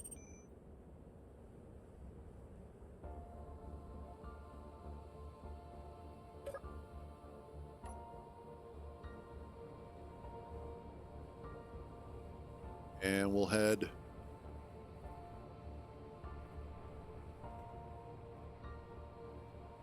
it's over there. There's a couple of patrol drones over there, like next to the base. I don't know what they're doing though. I don't know if I can get over there.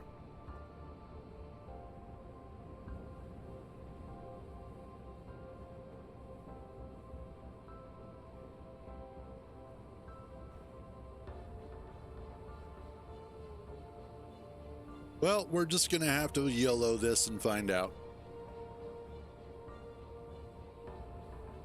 This could just be a really, really short run. This has all the earmarks of being like that.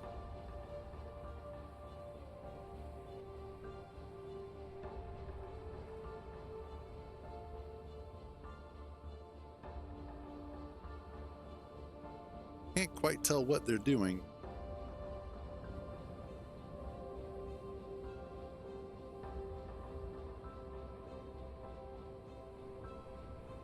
And then, of course, there's a base right, like this whole valley is against me at this point.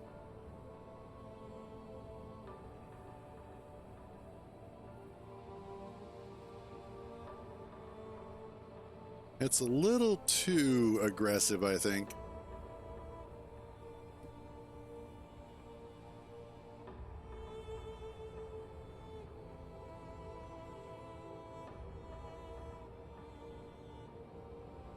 I don't know if they're actually attacking the base or not.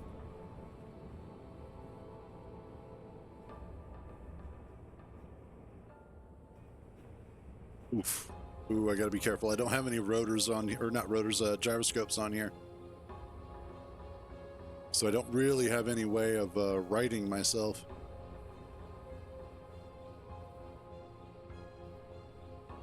It was just supposed to be a short trip.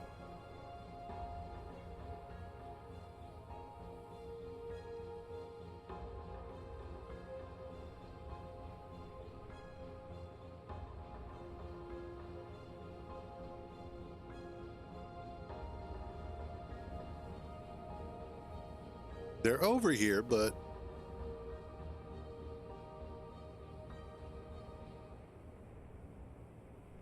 I'm not hearing any gunfire.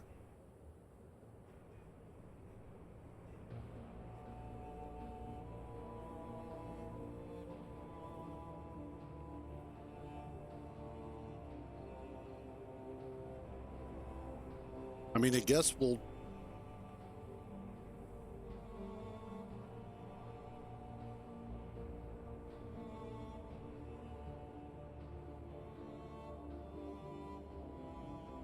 The base is still alive?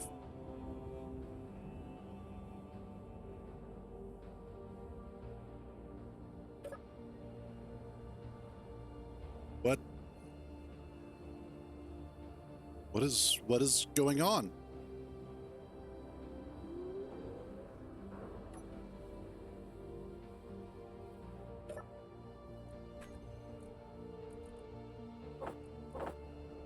Give me that magnesium. No, I have one. They're just not firing at me.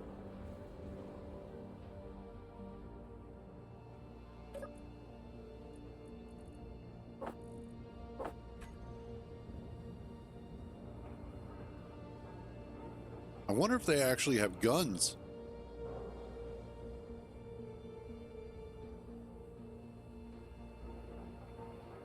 Let's do this. This is ridiculous.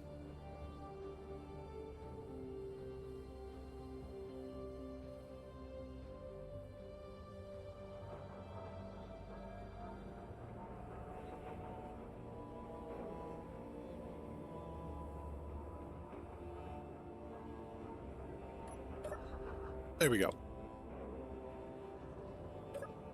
This will make it easier.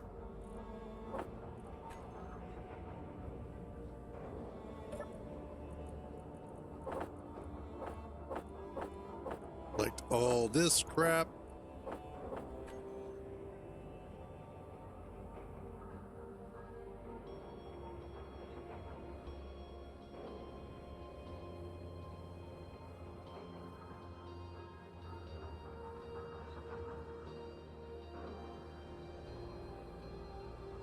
Yeah, they're just flying up there, not doing anything. I'm not complaining. Definitely not complaining. I'm just confused. Very confused. Because they should have obliterated the base already. But they haven't. And that makes me a little nervous.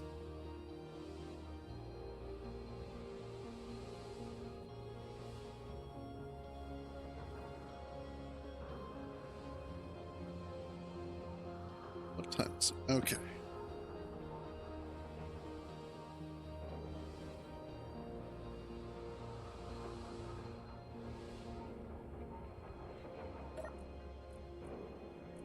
Let's see. Wow, that is a lot of stuff to go through.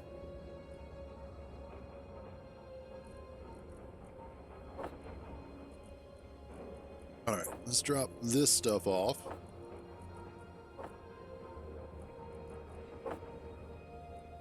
Okay.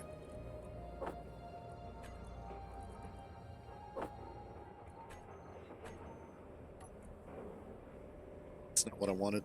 That's what I wanted. Swap out to character tools. You, and then you.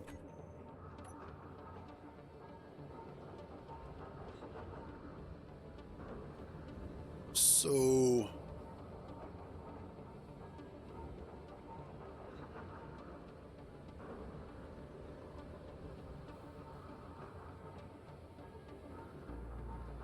I need a turret.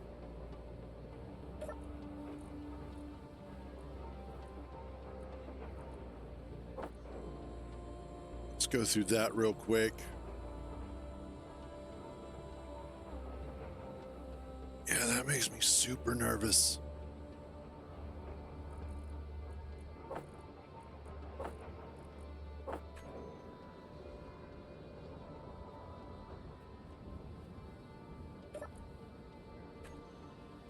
Need... Oh, I have some water here already. Awesome. Let's make a couple more of those.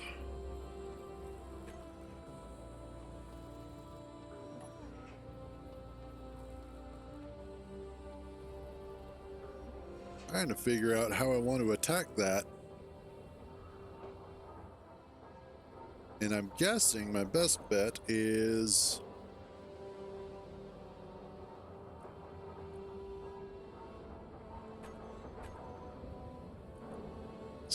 Okay, let's do a blister turret, as they are fairly cheap.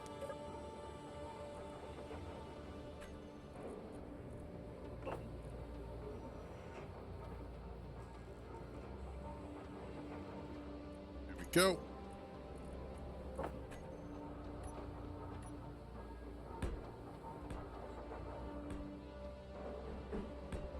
There we go.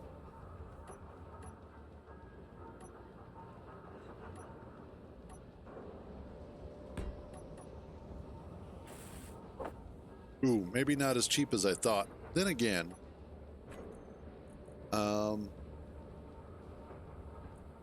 turret. How much is that? Gatling turret is actually cheaper. Okay.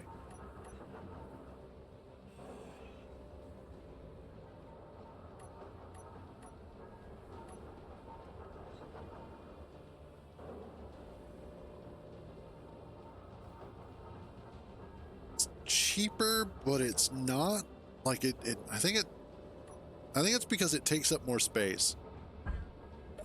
So we'll do it this way.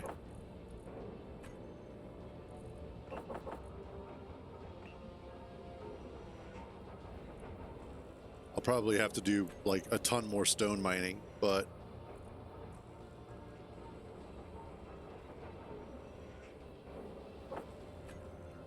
it will be worth it.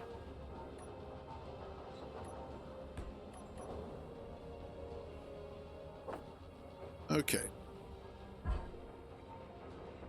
Go ahead and get that started. One nice thing about not having a working jetpack, or at least a jetpack that is going to be feasible for anything, is that I don't have to carry around an H2 tank, which absolutely frees up my personal inventory for everything else, which is nice. Let's move you to there, that to there.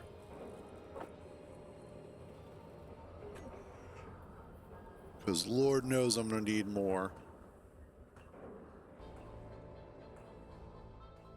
I still just... I think what I'll do is before I finish welding that turret,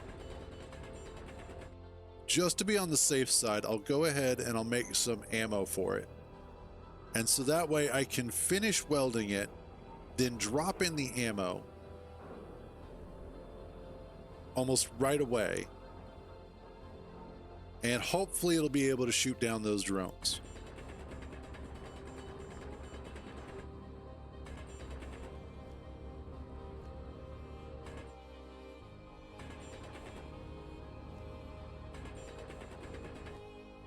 Yeah, that's going to be a hopeless cause. Inventory full. It might be worthwhile to try and get the respawn pod down here. Try and open this up enough so that I can get it down into this hole and at least get it somewhere moderately safe.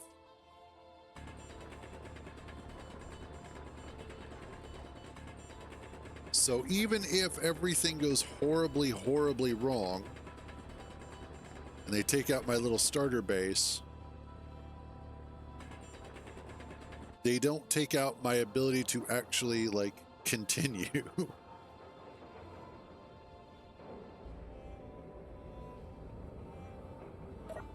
Oh.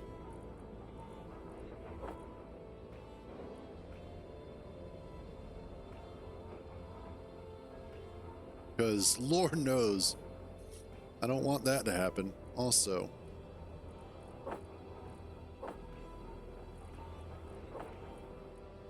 Let's get through all of that.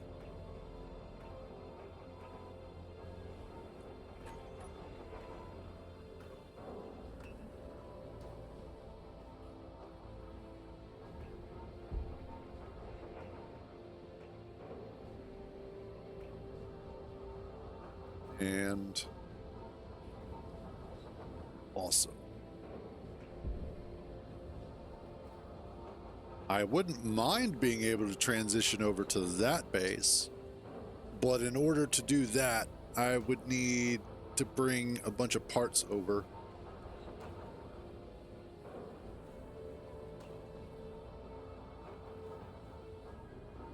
Honestly, I'm not sure I want to make that like a permanent base either. I may just see about turning that, well, tearing it down and grabbing the resources from it. I think will probably be the better option.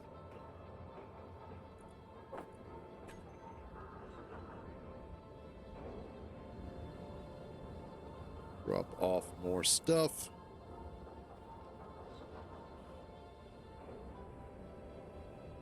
Take over the planet. Yeah, trying to.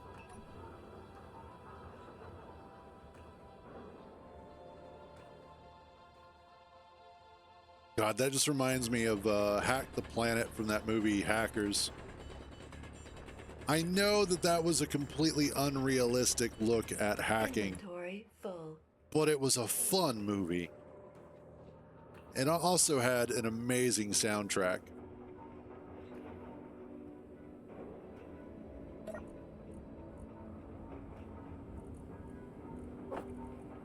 Let's get some more of the cobalt going. Yeah, absolutely. Also, a young Angelina Jolie was stupid hot.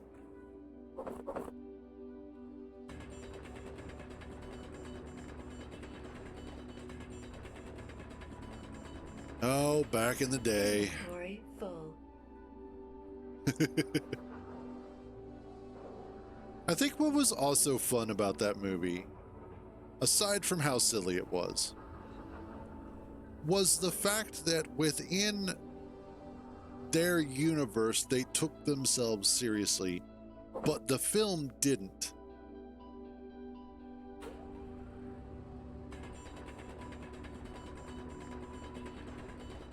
Honestly, at this point in time, that sort of thing is just like, it's a Hollywood thing. Inventory full. I'm not going to sit here and judge them for what they did, because obviously it worked for them. They made millions of dollars. They had amazing careers. And then she met Brad Pitt. So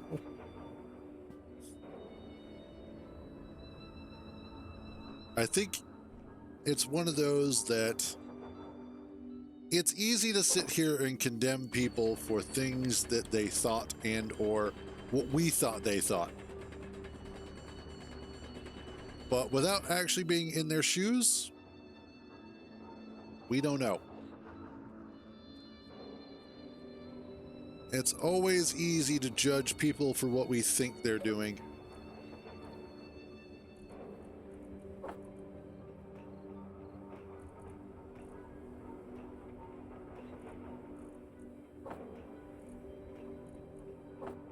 And there we go.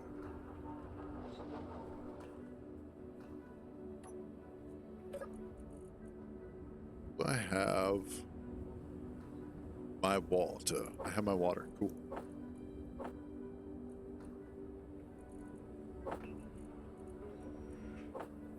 There we are.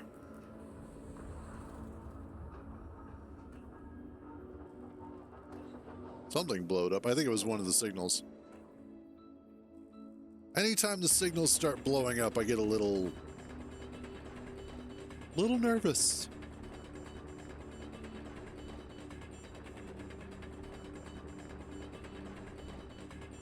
Inventory full. Especially when I have potentially killer drones sitting over top of my head.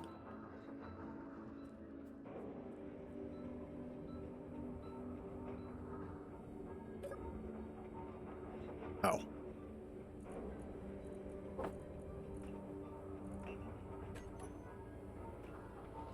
Almost there.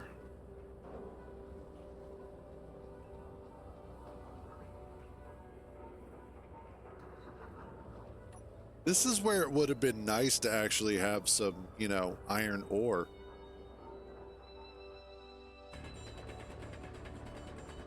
Oh well. Make do with what we have, hope for the Inventory best. full. Time is okay. Ooh, almost lunchtime. Yay. I like lunchtime. Oh, so I don't know how many of you have been keeping up with the Visa fiasco. Visa and MasterCard. Inventory full.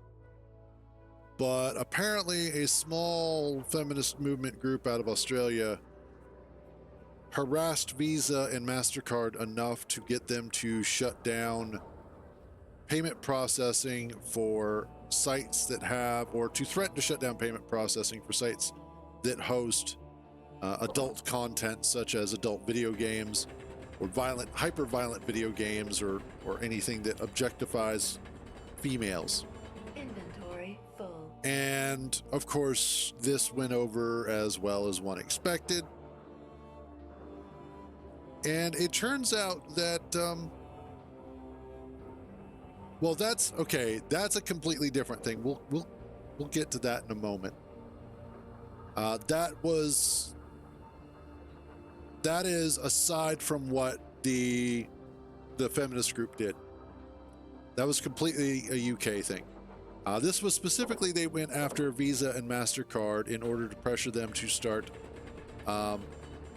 specifically targeting like Steam and itch.io and some of the other game companies out there to remove adult content from their websites or from their storefronts. What this has effectively done is pissed off the gaming community. And what happens when you piss off the gaming community?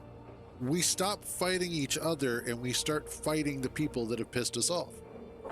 Specifically, what's been happening is that thousands of gamers have been calling Visa call centers and voicing their complaints.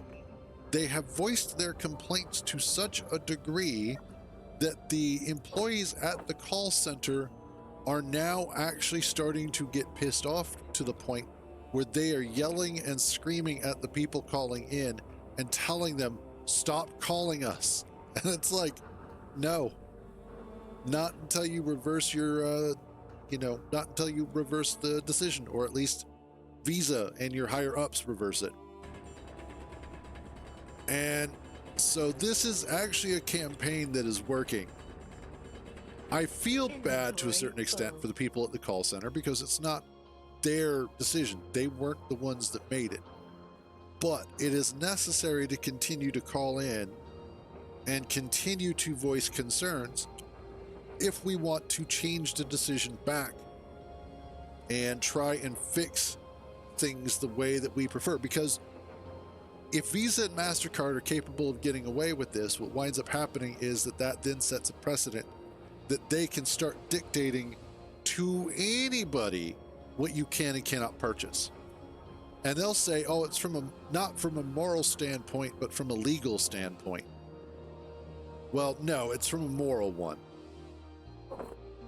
Now, the other side of this is, of course, what the UK has done with their Child Safety Act. It has already been disproven that it is an act specifically to protect children. There was one of the pundits or one of the members of parliament that was on a talk show, and the host explicitly said and asked, "This is not about protecting children, this is about control, isn't it?" And point blank, the member of parliament said, "Yes." Yeah, exactly. The feminist group. See, the problem was they didn't think well enough of gamers. Now they are finding out what gamers are actually capable of. But the Child Safety Act of the UK has nothing to do with protecting children. In fact, that is purely a parent's job to do. That is not the government's. If a parent is incapable of protecting their child from content on the internet, then that means that the parent has failed in their job, period.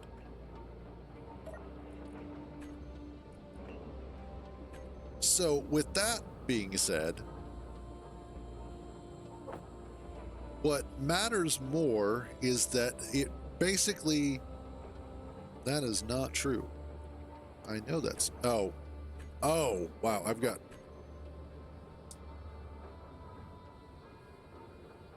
essentially what winds up happening is that the government is now in a position where they have control over the information that is available on the internet, period, point blank.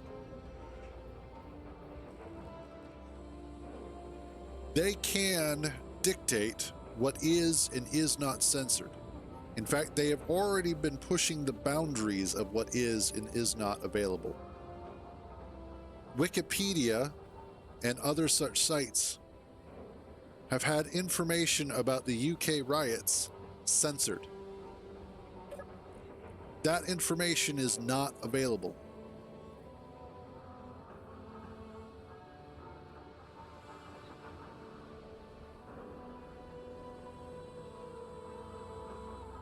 And so it's one of those that the UK is setting a precedent in terms of we can control the information that is available to you. And then they're backing it up with a specific department of their police force whose sole purpose is to monitor online activities and then go to the individuals who are saying those things and harass or arrest them. This is very definitely Orwellian, as the term is. And if you've ever seen V for Vendetta, that is legitimately what the Fingermen are. Like, at this point in time, the only reason why I don't think people are putting two and two together is because John Hurt died a while back. So they don't have him to be the prime minister. Other than that, though, and aside from the years not quite matching up, we're really starting to reach a point where V for Vendetta is starting to happen. Yeah, the War Doctor. He was so good in that role, too. It's only a matter of time. And that's frightening. Because the other thing is that the US is attempting to establish a similar bill that would allow them the same control over the internet that the UK has. It's like the Kids Online Protection Act, or Kids Online Safety Act. So we've already got COPPA, COPPA, and then we would have COSA, which again, it's like we already have an act in place that is about protecting children online. Why do we need a second one? That's redundant. But specifically, it's redundant because of the fact that it would allow the United States, at that point, unilateral control over all forms of communication. We're not just talking about media as in like radio and television, but also over what is allowed online. Which means yeah, exactly. We would, if that takes place, immediately, overnight, go from a democracy, or what's left of it, to a dictatorship. And it wouldn't matter who's at the top at that point. It wouldn't matter if Trump was still president. It wouldn't matter if somebody from the Democrats was a president. They would have full, total dictator control over everything. They would be able to tell everybody, well, this is actually what's happening. You guys don't know what's going on.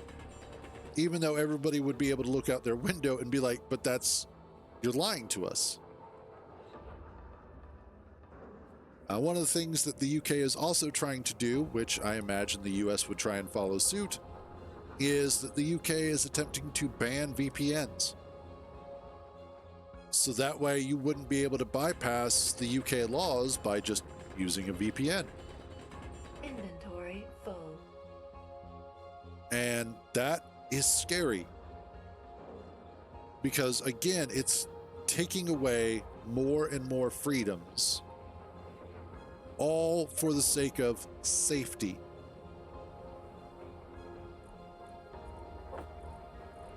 That's part of it.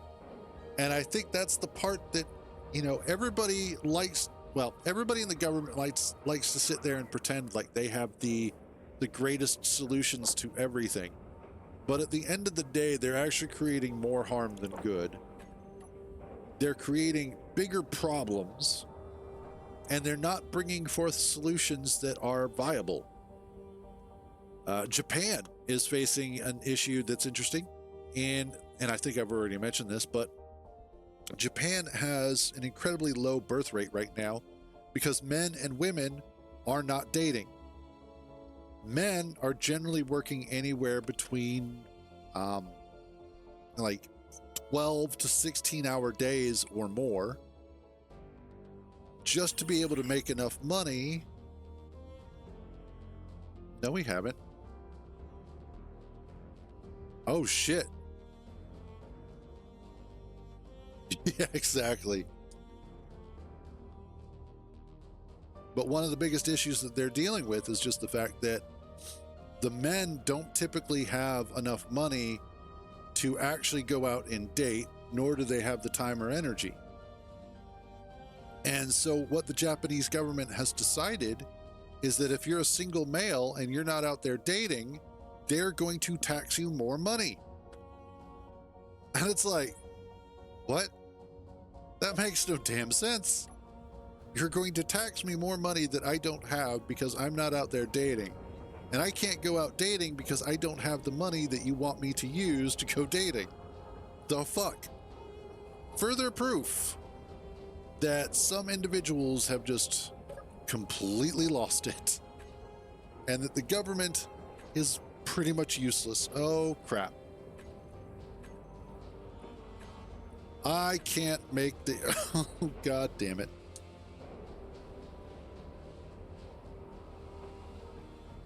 Small problem. I can't make the ammunition I need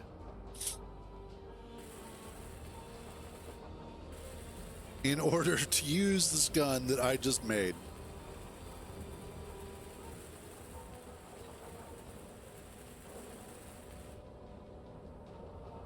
Damn it. Okay. We're going to take...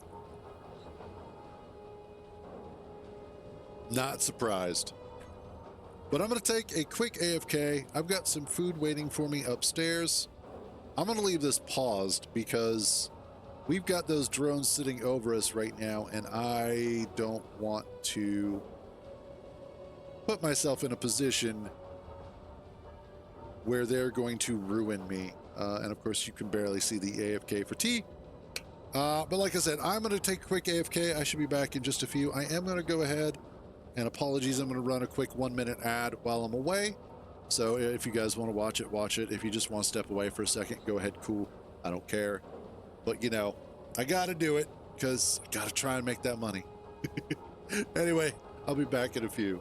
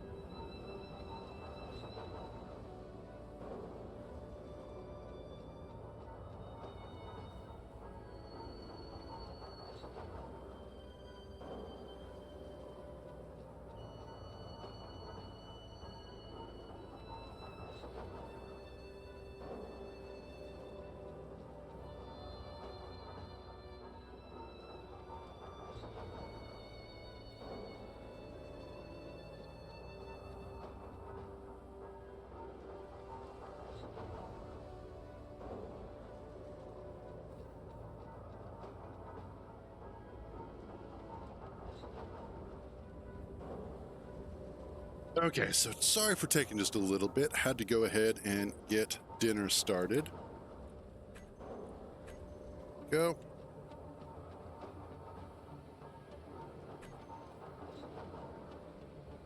Okay, so issue that we have. That's not the button I wanted to hit. Dr. Pepper and more water.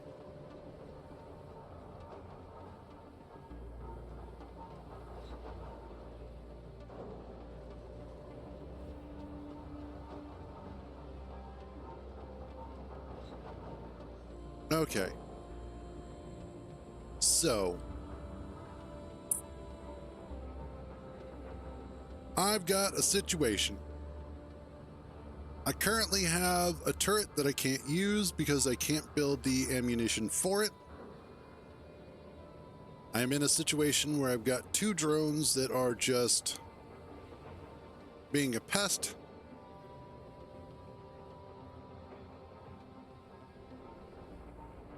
I think I may want to try and move I don't know if I want to try and do this because I know I'll probably screw it up.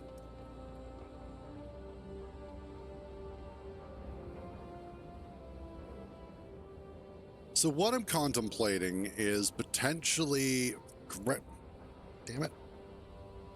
potentially grabbing the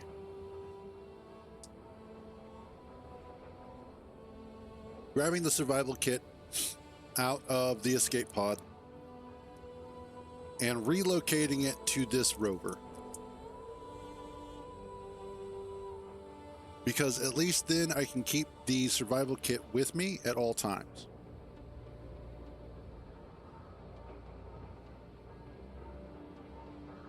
Now, I wouldn't be able to just normally do it the normal way, which is grind it down, then put it in, weld it back up, because of all scrap.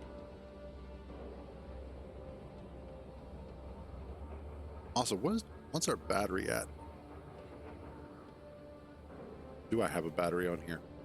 I thought I did.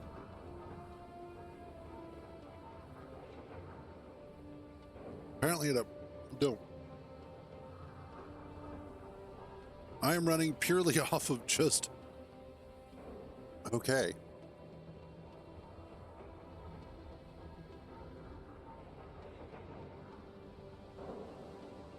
Now, the other thing is I still need to find myself a good source of iron.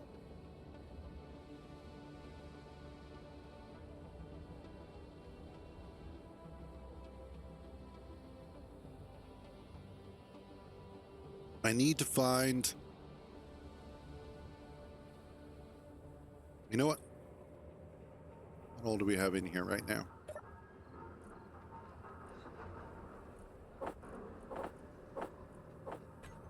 Okay, let's drop that off.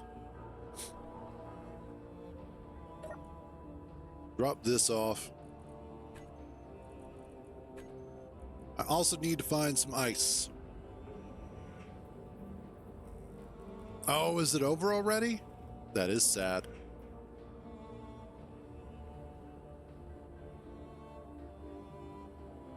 Yeah, they need, honestly, they need to just go ahead and bring it out in early access, because it felt like it was ready for early access at its current point. Like, I'm totally a-okay with it being single player because it just feels so good.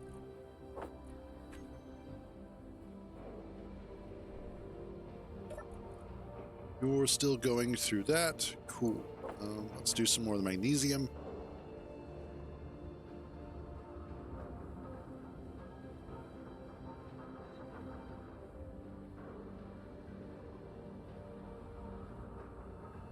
Good Lord.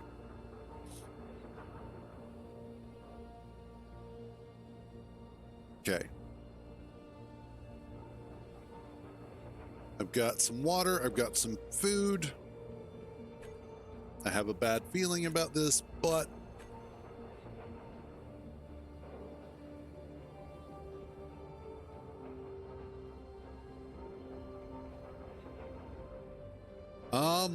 I mean, shit, I can... The only reason why I'm not streaming it is because I had, basically I had started this new playthrough Monday. Then Tuesday, we're just playing a different game entirely. So I was like, let's come back to or to Space Engineers. But let's see. Oh, that's right. Before I get that far ahead.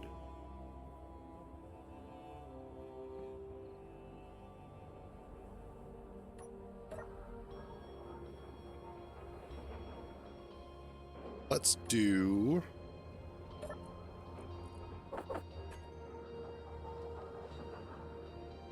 Okay. Let's do a couple of gyros. Put one there, and we'll put one there. Well, in all honesty, I kind of want to play some more anyway. Although, as I was mentioning earlier, so I wound up accidentally not saving the game from yesterday. So all of that work that we had done was kind of undone. And the autosave only got the first 30 minutes. Kind of a pain in the ass, but not too bad. But that's okay, because I started a new game and I'm happier with where I'm at with it anyway, so...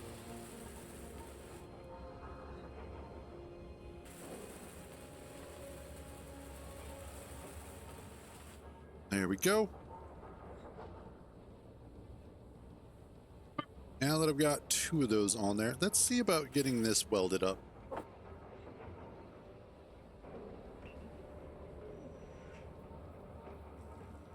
And get this second battery on here.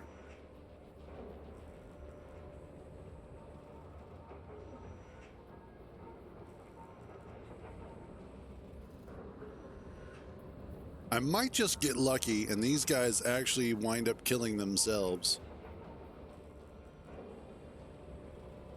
by running out of power.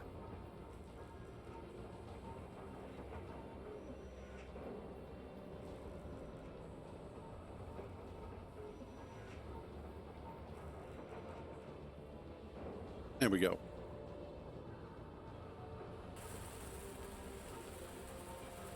And there we go. Second battery welded up. I'm not too worried about the second cockpit. It may not even stay.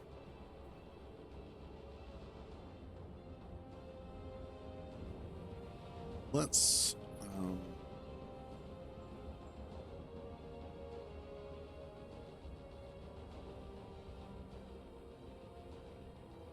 see about threading this needle not that way. Let's just head this way. Oh, I also...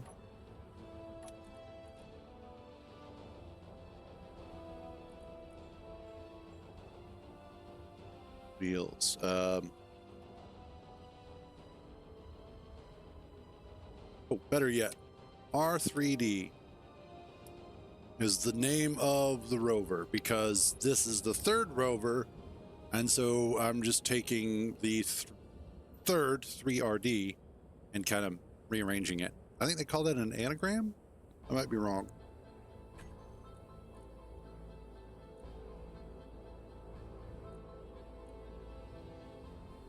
I don't know which one's which, so we need to change that.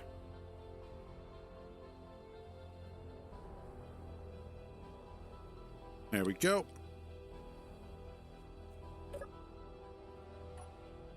All right. Now, groups, wheels. Increase friction. Decrease, and then increase strength and decrease strength. Drop that down to 0, bring it back up. We'll do 10. And whoops, let's go.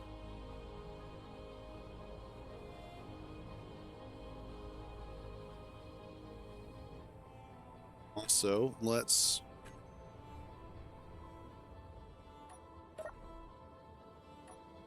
do that. I'll turn off. Actually, the antenna's already turned off. Cool.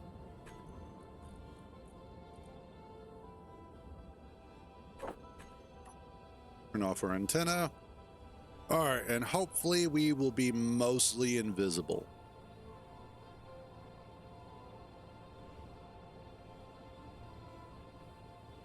I doubt that's the way that it works, but that would be nice.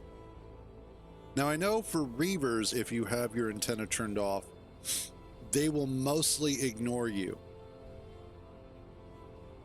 So no beacons, no antenna, that sort of thing.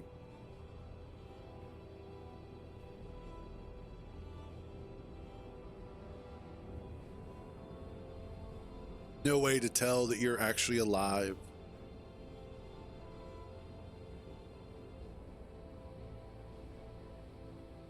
Which is a pretty good way of doing it. I like that idea of stealth.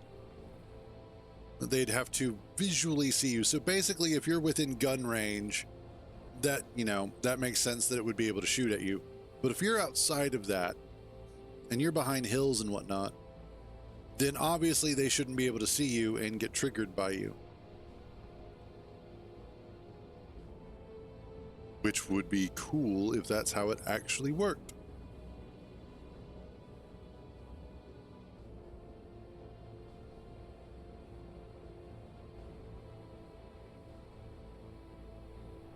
Okay, so our big thing, that's what I like to tell everybody. But the big thing is that I mostly want to try and find a source of iron, and if possible, an ice lake as well. Ice lake would go a long way towards helping out, only because of the fact that I would be able to use that for water. But iron would also be amazing because of the fact that I could then...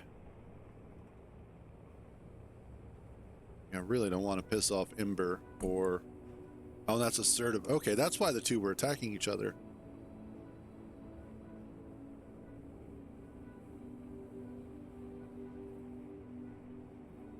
What I need to do is also build a small camera drone.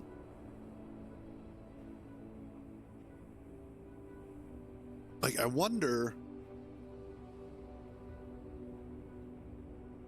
how small I could build one.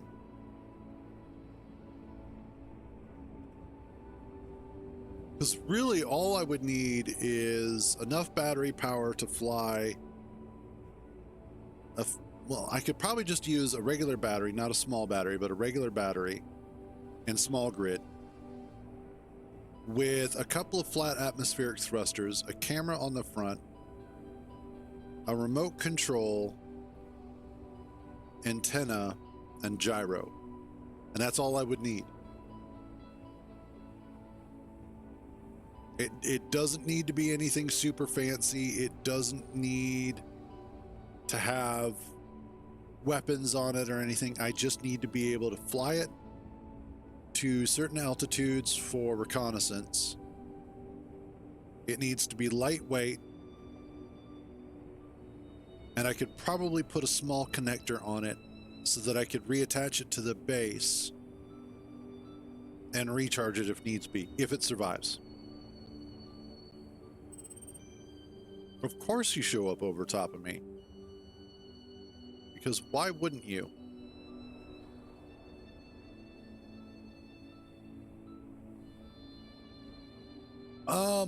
Mostly because of the fact that wheel suspensions work so damn weird in Space Engineers. I think it's just that they're really difficult to mod. The only one that I've really seen that has been of any decent capacity was the one that added a whole bunch up to 15 by 15. Ooh, you look like iron. You are iron.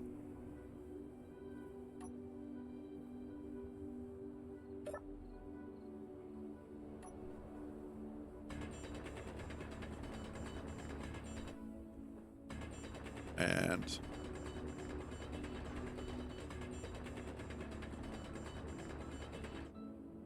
take this.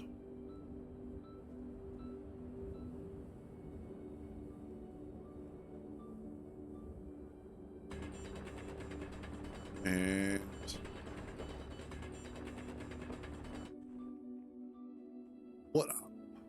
what should be interesting, and this is why I think Space Engineers 2 modding is going to be absolutely amazing, is that there is a mod in Space Engineers 1 that adds retractable landing gear. The problem is that anytime that you have a retractable object in Space Engineers 1, it is purely an animated thing. So for instance, the retractable landing gear is basically a too long, too tall, one wide block for large grids specifically. And so when it retracts, it shows the landing gear coming back, or it shows the landing gear coming up into the actual landing gear bay, and then it seals it up. The reality is that the physical collision box for that is still the 2x2x1. So it doesn't change anything physically, but it does change the look of it as an animation, which works, but that's 7.3. Okay. 7.3K. There we go. God, I hate that.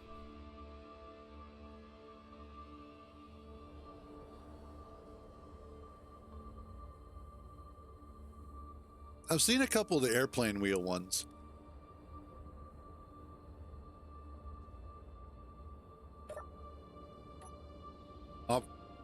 I know that a couple of people tried doing. Hey, Hollows. A little late, but I like that gumption, that can-do attitude.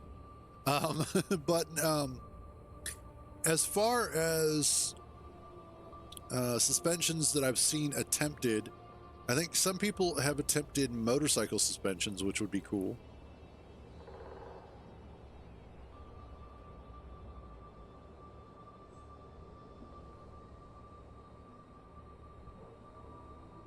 Yeah.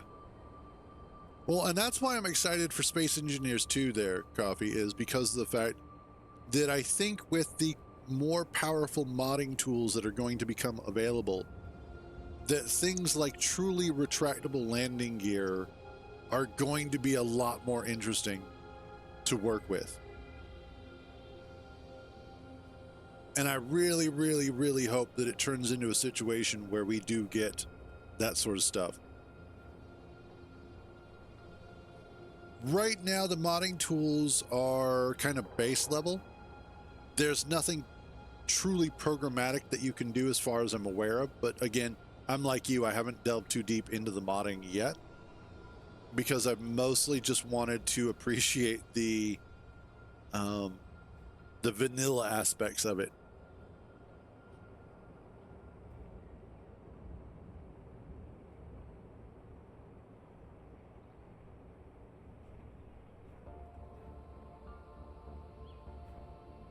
Almost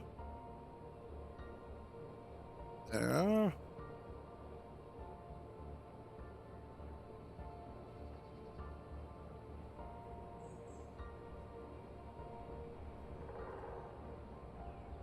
Yeah, this rover's working out a little bit better, I do believe.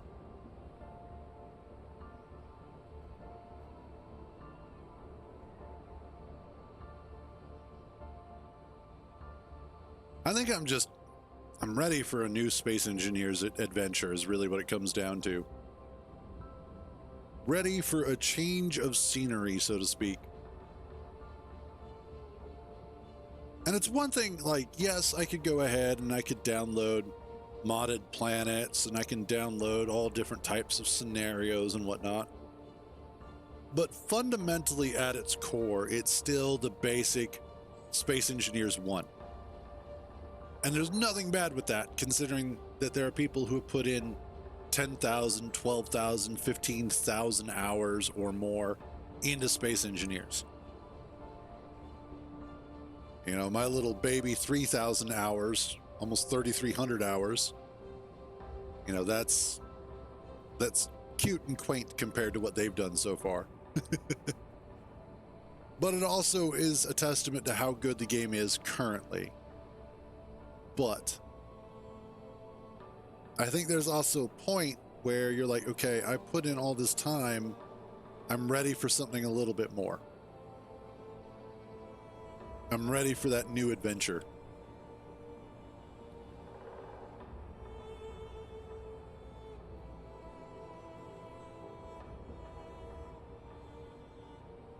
Also, I'd be ready to find some proper iron.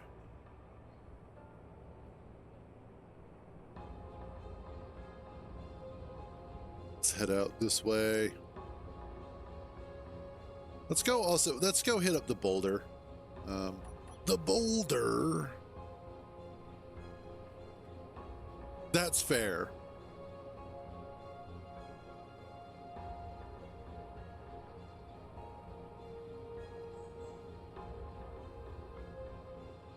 Which I could technically actually play that a bit more now with my replaced hard drive.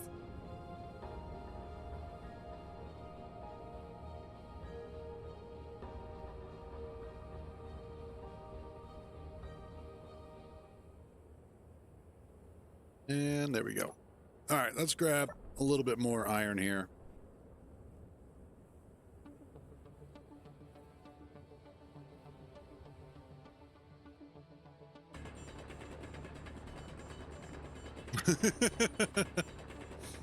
I've tried it out a couple of times in the past. And the biggest issue that I ran into was that either A, it was basically just filled with griefers, or B, I ran out of drive space.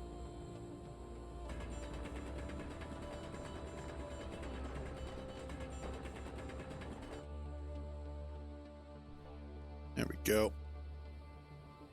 Honestly, I could just go up there. How are we doing on... Ooh, 12,000 iron. How full are you? Just a third. Okay, we'll keep looking.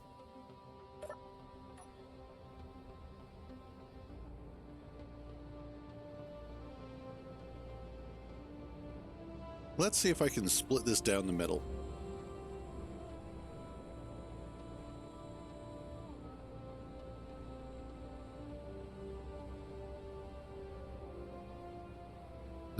Shut up, Hollows. You're a terrible influence on me. I used to be like just a nice, wholesome Catholic Christian schoolboy.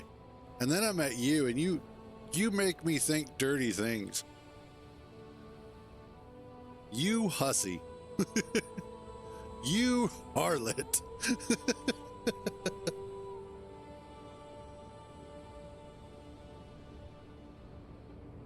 All right, that's fair. I'll accept the fact that I am the inspiration for your demise.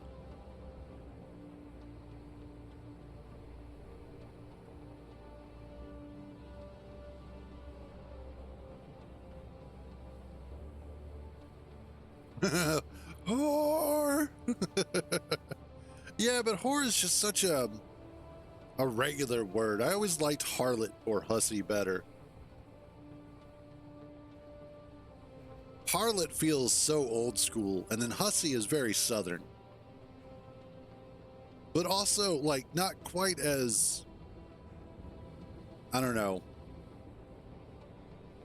not quite as direct, I think is the way that I would like to describe that. It's a more polite version of slut. That is not water. Floozy is another good one. Heart, also another good one.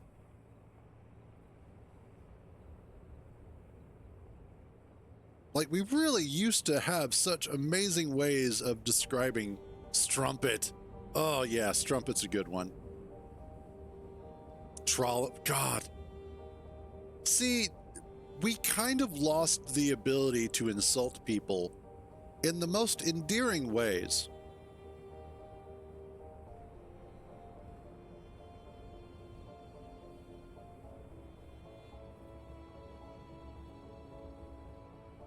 We lost the art of subtlety. And yes, Jezebel's another really good one. Jezebel.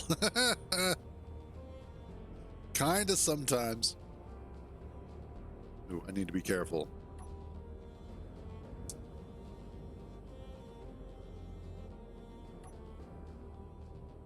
Okay. All right, this shouldn't be too bad.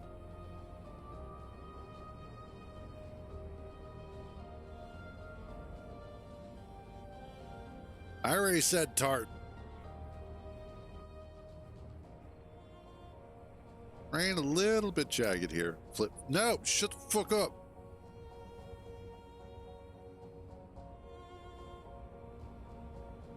Oh, fair enough.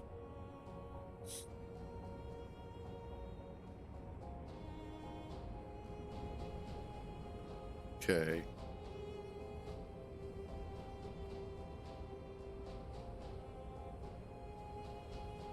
I would like to find an ice lake. I'm going to have so much red to weave through. Lady, there you go. But yeah, like I was saying, we lost the art of subtlety. We became so direct all the time that nuance has kind of been lost in favor of just being blunt.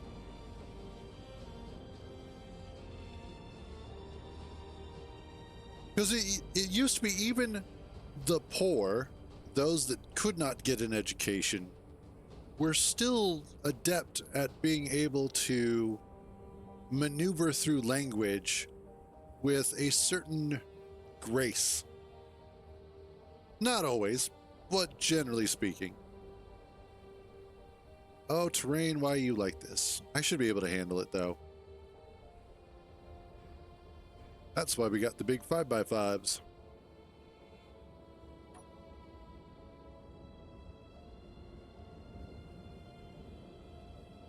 Okay. There you is.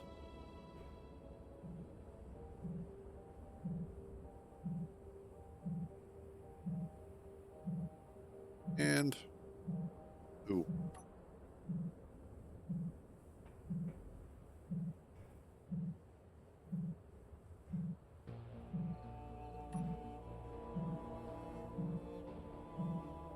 Oh, goody.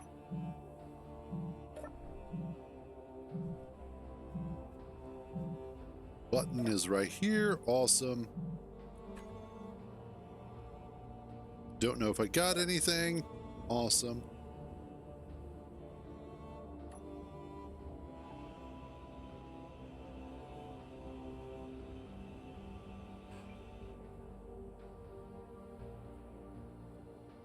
Okay, there we go. Now I can check this. Cola. Ooh, at least we're getting more ice.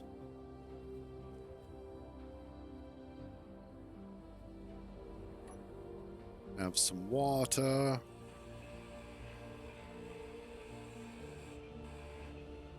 Ice is good stuff. I use it in my water all the time.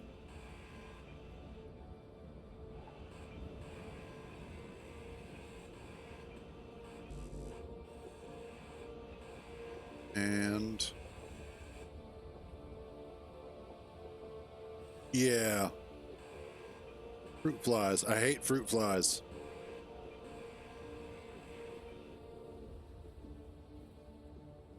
That's okay. That's fair.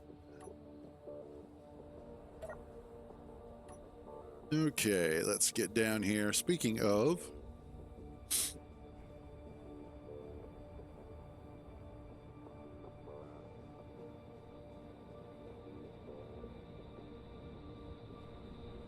Yeah, there are... I don't want to get too deep into the political weeds in that respect, because that is a little bit outside of the overall wheelhouse of what I try and maintain.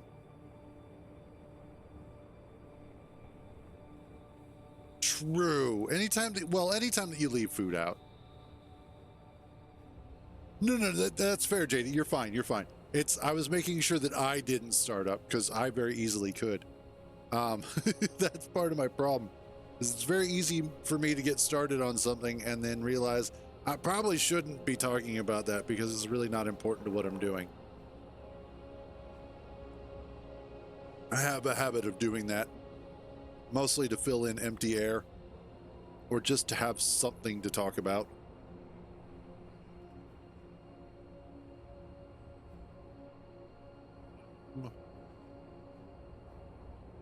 Especially right now while I'm out just exploring.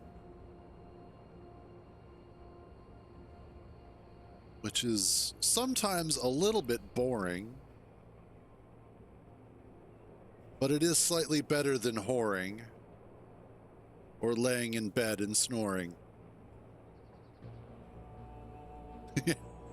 Currently, just looking for stuff.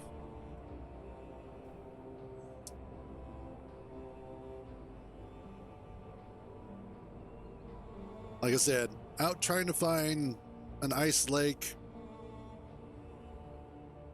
Honestly, that's one of my favorite things to do too. I've done that as well, JD. I do that on YouTube comments a lot. I'll write out a comment and then I'll be like, you know what? I don't need to be the one to say this.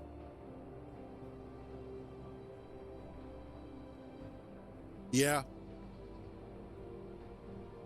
I've done that as well. And especially because Minecraft has such amazing terrain generation.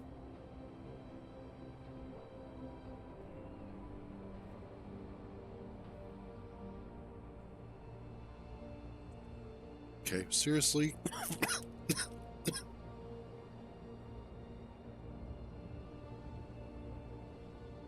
Goddamn.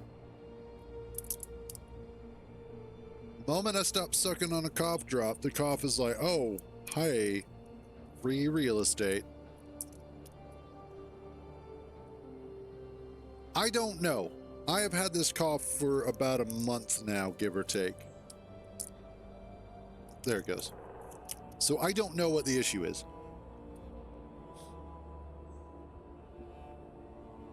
It could be something like bronchitis. It could be mild pneumonia. It could just be the weather. I don't know. I'm not a doctor. You do realize with my allergy to cats, the cough that I have, those two don't go together, right? like being near the thing that makes me cough and sneeze a lot does not actually like help the cough. And yes, I realize they're cats. I live with them.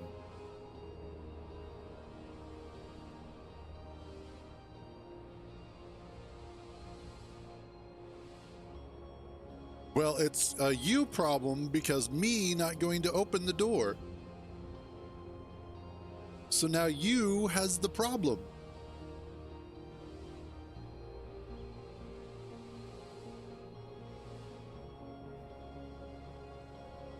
Let's see. We can find some ice. Please, Lord, let me find some ice.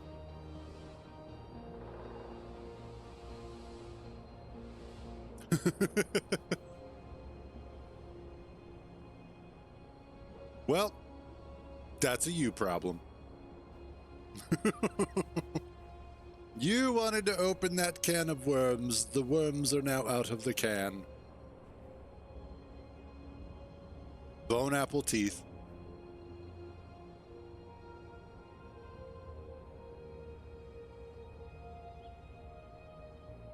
Okay.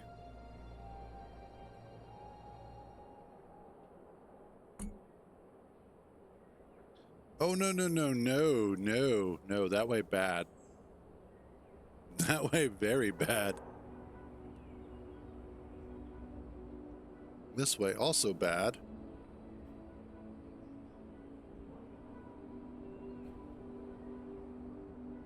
God, no. I'm not trying to lose a third rover. Especially when it's actually got stuff in it that's useful. Hey, what's up, Lenovo? Oh my God, everybody when are you gonna have, I already had a damn server. In fact, I had a server all of June. I let everybody know multiple times that there was a server.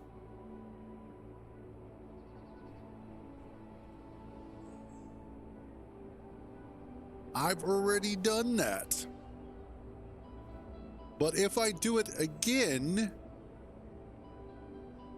it will be a completely different setup and scenario.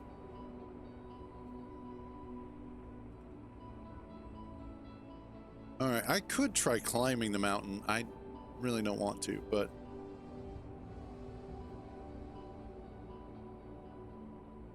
well, okay, in all fairness, part of the reason why the server only went on for as long as it did was because of the fact that when I set it up, I did kind of mess up the mods that we were using a little bit.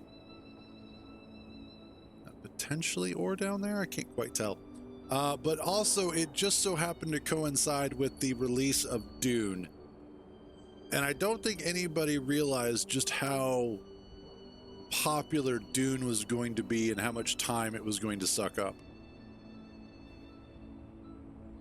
So there's that.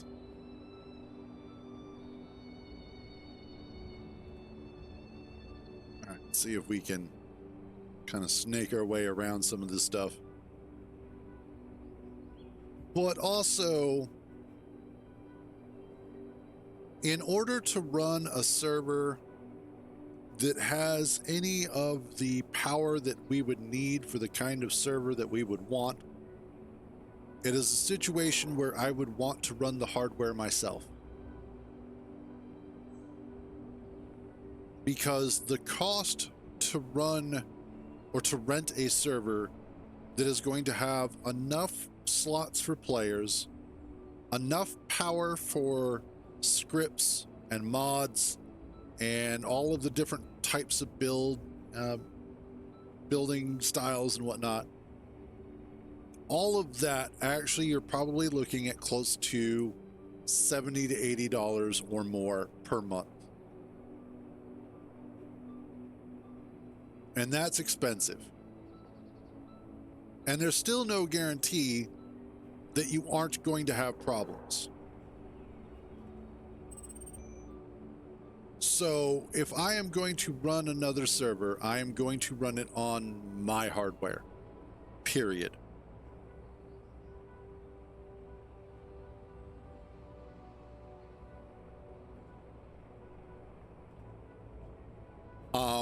Sounds cool.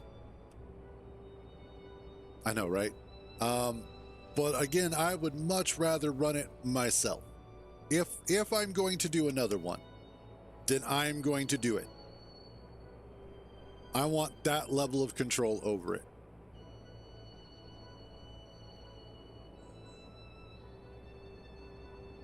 But that's also a me thing. Because if there's an issue, I want to be the one who's like, okay, well, I'm going to go in and I'm going to fix this shit. What contact? Oh, I see. Okay. I got to go this way a little bit more.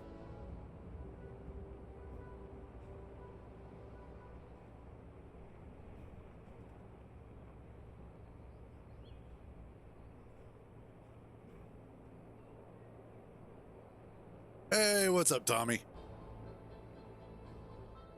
Oh, shoot. I need to stop for a second and eat something. There we go. But also,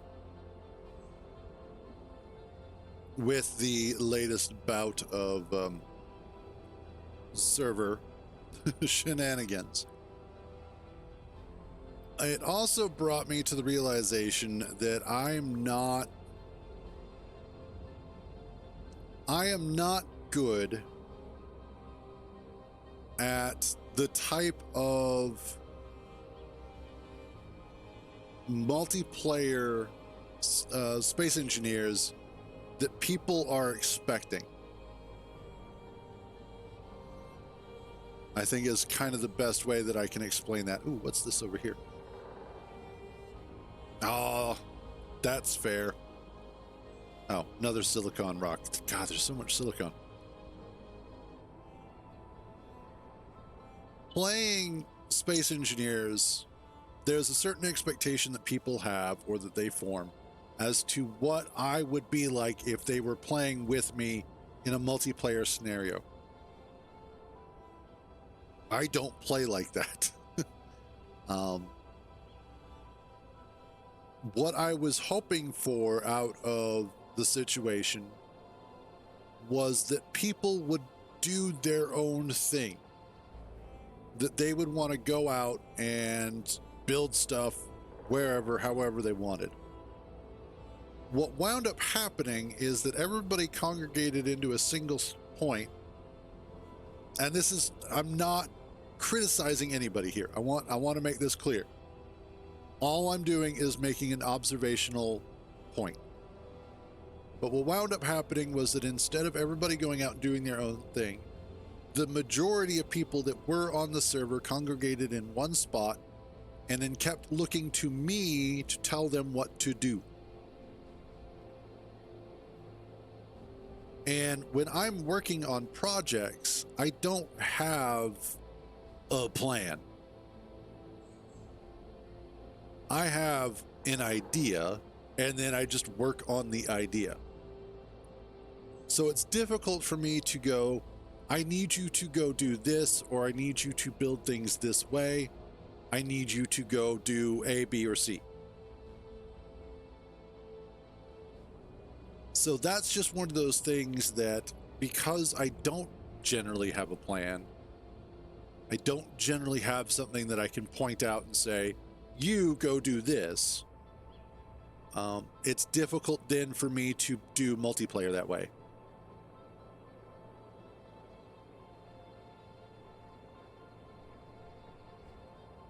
Well, what I mean so much is that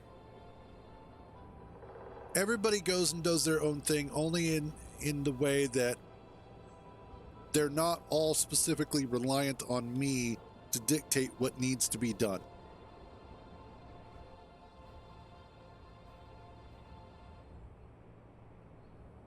I don't want to be the hive mind is basically how I want that to be sort of labeled. I want people to be able to go out and do their own thing if they want. Make their own ships, go out and make little outposts, go collect stuff themselves. Yeah, basically. What are you?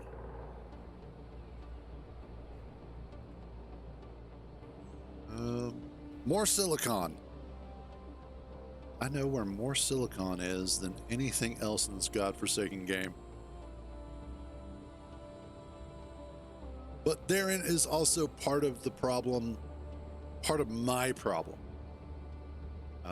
as a multiplayer, is I am very used to being solo or in a very tiny group. 1 to 3 people, generally. Ooh. You're almost closer. Are you? No, not by a long shot. Well, kind of. 10.2. 10.2K. Yeah, something like that.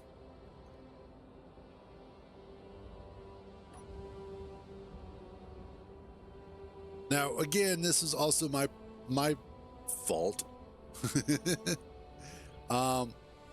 Is that I didn't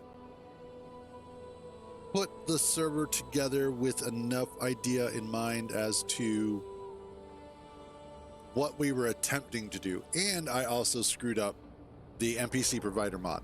So that was a lot on me. And I definitely take the blame for that one.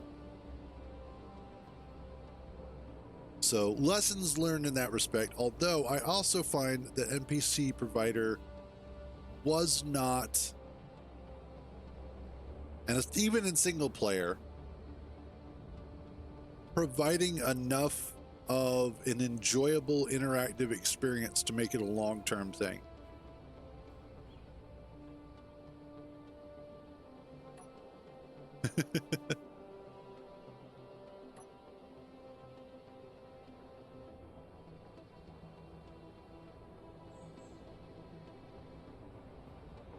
Well, you know, in all fairness, I understand that type of player because I was that type of player.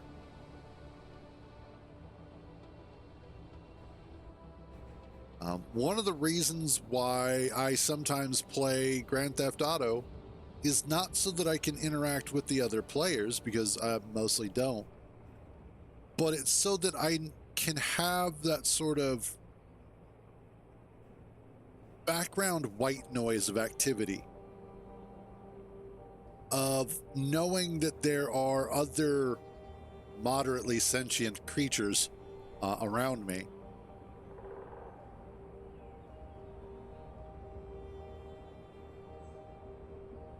Yeah, fair enough, JD. I absolutely 100% understand that.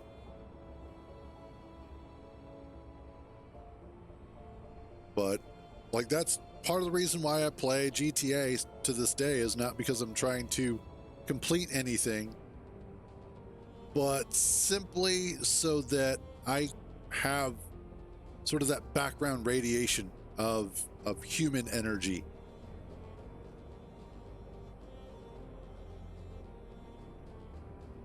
And that's really it. That's why I do, to a certain degree, enjoy multiplayer games.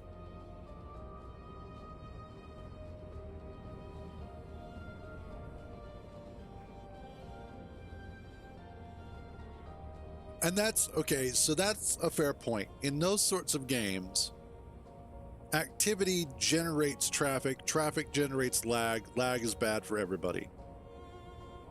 So I do get that. Let's pick up some more iron, shall we?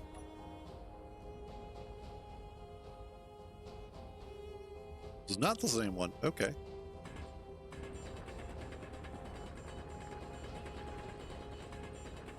But that's more of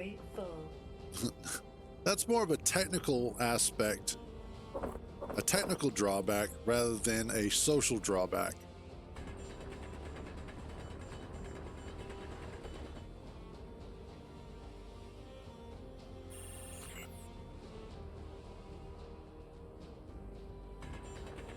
Again, everybody does their thing for their reason.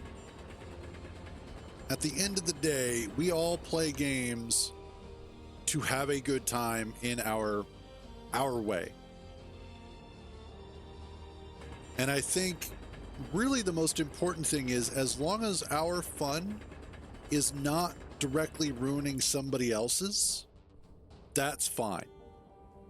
The moment that your idea of fun is hurting somebody else or wasting their time to such a degree as to make it worthless to spend that time, then you're no longer a decent person and you don't deserve to have fun.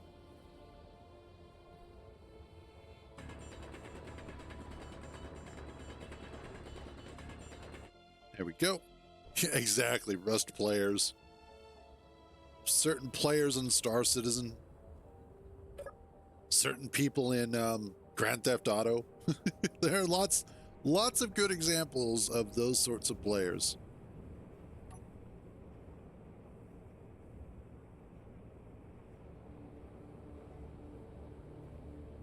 All right, let's head back home, drop off what we've got, and see where we're at.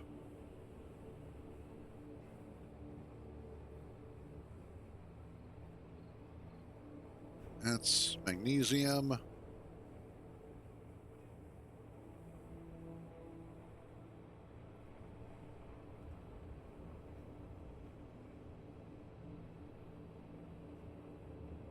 We are, at the very least, getting to walk away with some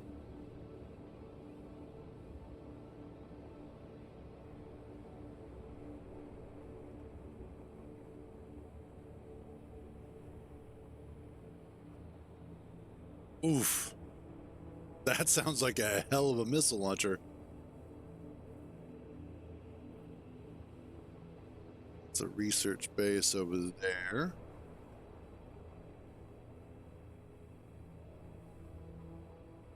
We've still got the two little attack drones that we have to deal with. But with the amount of iron that I'm bringing back, that should help us to go ahead and get an actual Gatling turret up so I can take those little bastards out.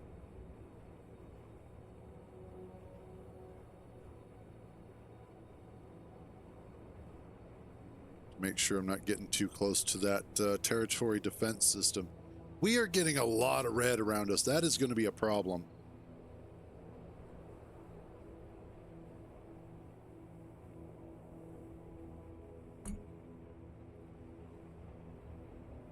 Oh.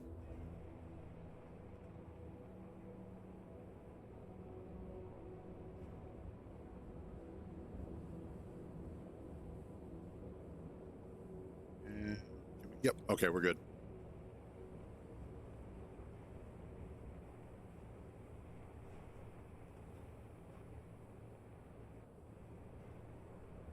Yeah. Conan Exiles was always a weird sort of environment. It also depended on what server you were on. I remember a few times when I played with the guys that I had run with in GTA. They were a pain in the ass too. God, they were such a pain in the ass to play with. But they were also half the reason why we were constantly getting attacked, is because they were always out looking for trouble. But generally speaking, most gaming communities are actually pretty decent people. And you will find that there is a much smaller percentage of individuals who go out of their way to be assholes. I think Dune is a great example of this as well. Aha, one of them fell. Nice. We will collect you.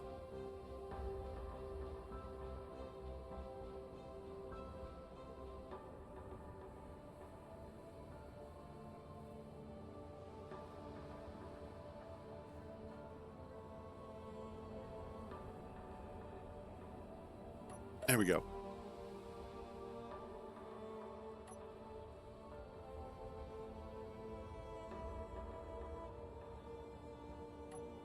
Oh, yeah. I just need your battery.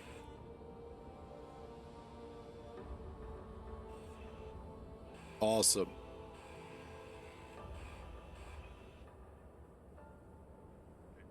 And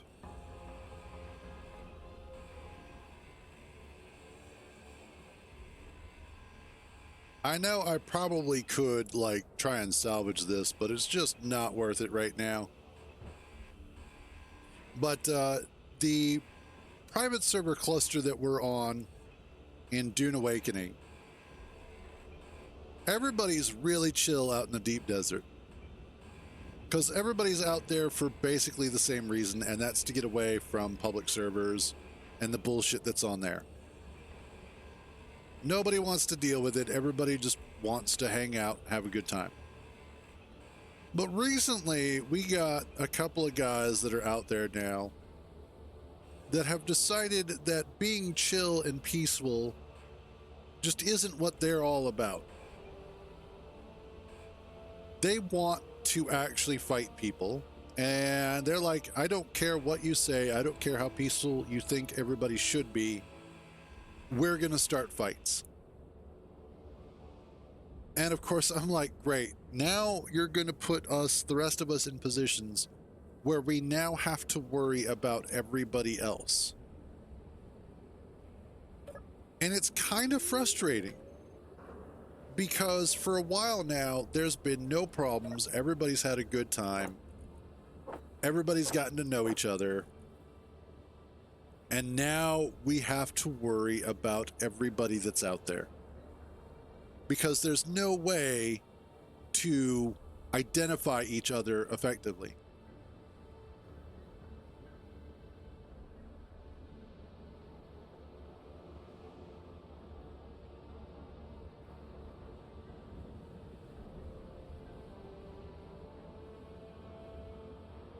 Yeah, friends like that, those are the types of friends that I stopped playing games with.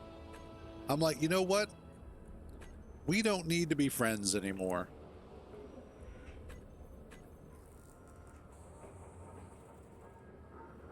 If you were going to continue forcing us to undo all of the effort, wasting the energy that we spent to actually get this accomplished, we don't need to be friends anymore. Plain and simple.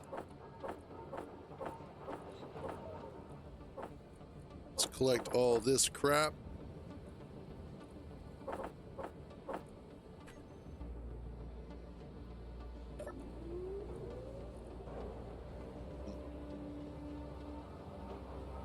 Oh, that's right. The ice I got from...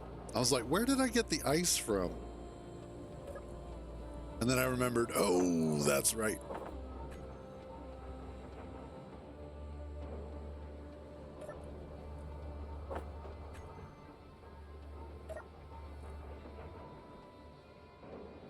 Okay. That'll help tremendously.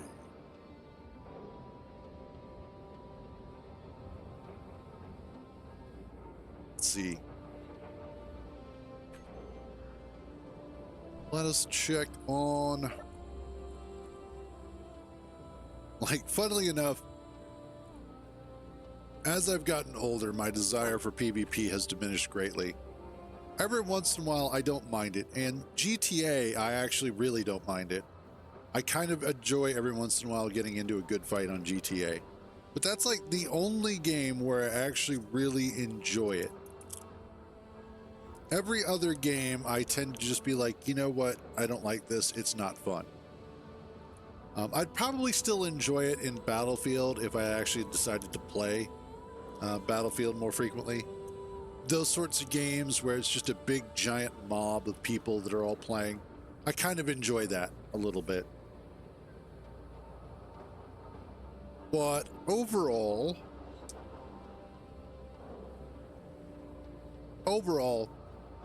PvP these days is just not my jam. And I think mostly it just comes down to the fact that A, I'm not very good at it. And B, I don't have the capacity to be that aggressive anymore.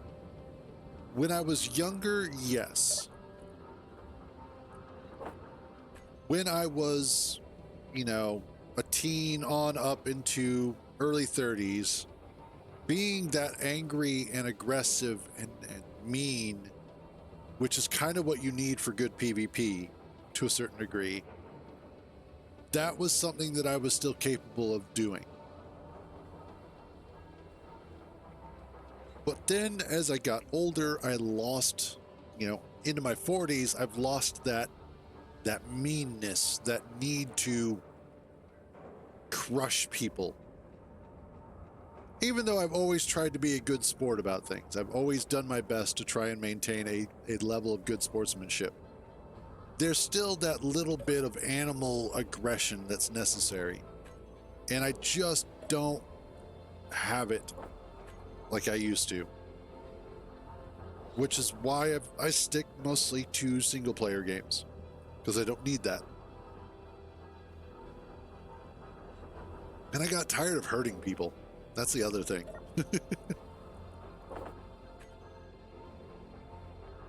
That's why even in GTA, when I get into a PvP situation, I don't make it last an incredibly long time if possible.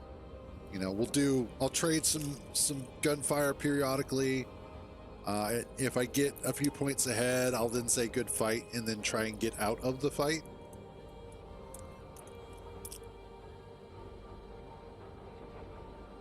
Yep, exactly.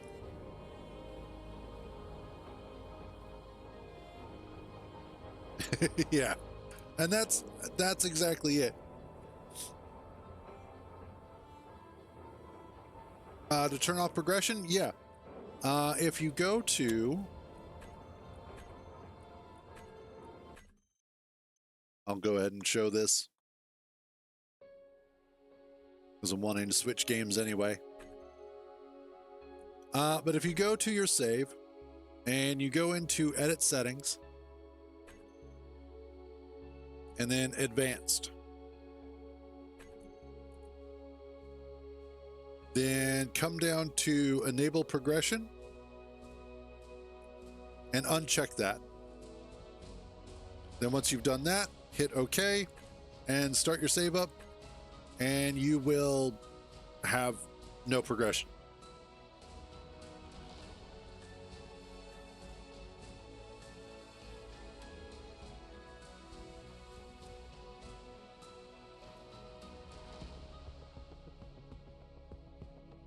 You're welcome, M4T. And honestly, Coffee, I totally understand that. That is probably one of my favorite things to do, is to be like, I love being the support. I will happily sit there and I will go and do all the mining. I will do all the building. I will do all the construction. If you hit the G key and then go to the next, going to make me log into this. And then go into progression, I think it is. I have to look. Okay, gotcha. Well, I can still show it for future reference.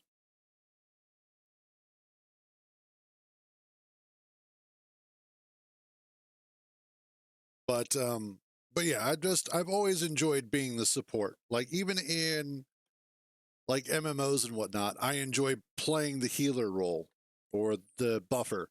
Sometimes even the tank. I enjoy being a tank too, because that allows me to ensure that people are taken care of in my group. Because generally I suck at being DPS.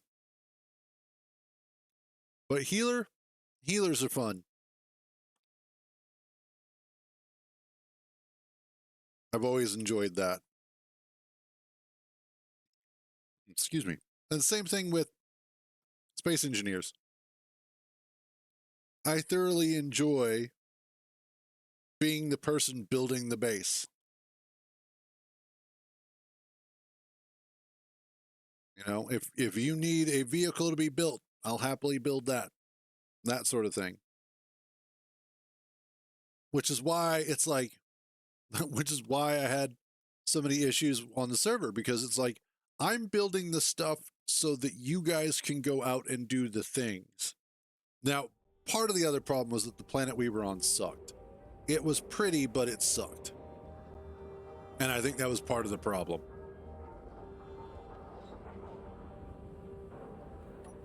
Okay. So if you hit G, go to progression, this will show you all of the stuff that you need to weld up to unlock the next thing.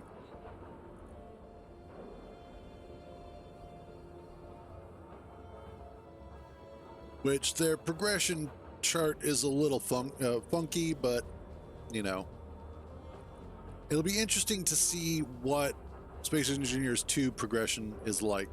I'm actually really excited for that. But this will help you figure out what you need to basically weld up or learn first to unlock the next things after it. So for the future, if you play with progression, generally I tend to turn it off though, because I don't need it. It's in my way usually.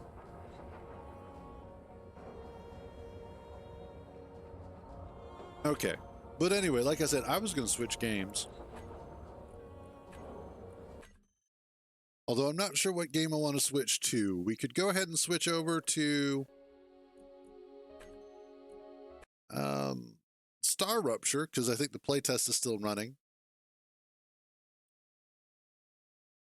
I could also do some Voices of the Void. God, I haven't played that in so long.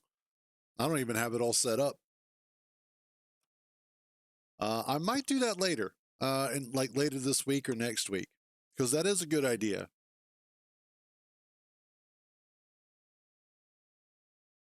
Yeah, I played it.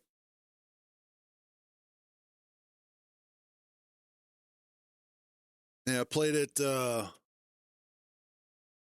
Shoot, was it last year that I played it? Yeah, I think so. I think I played it last year at some point. Let's see.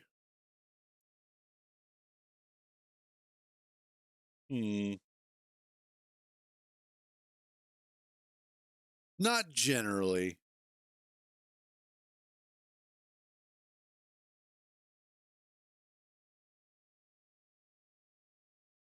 Mostly because they kind of bore me, honestly.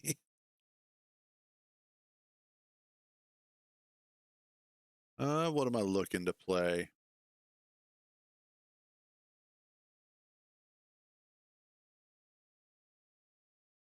You know what? Let's do some more StarRupture.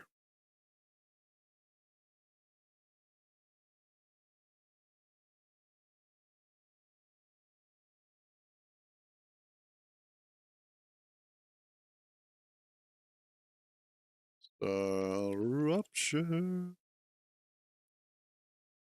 StarRupture.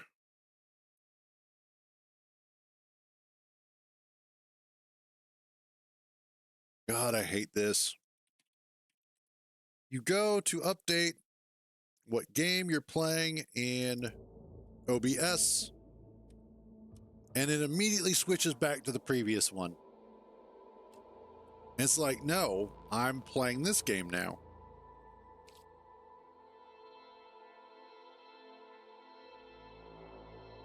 Okay. Load game.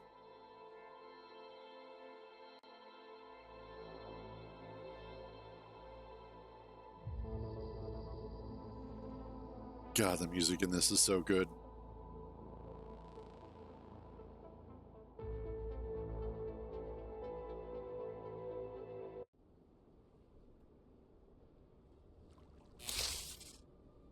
For it to load everything up.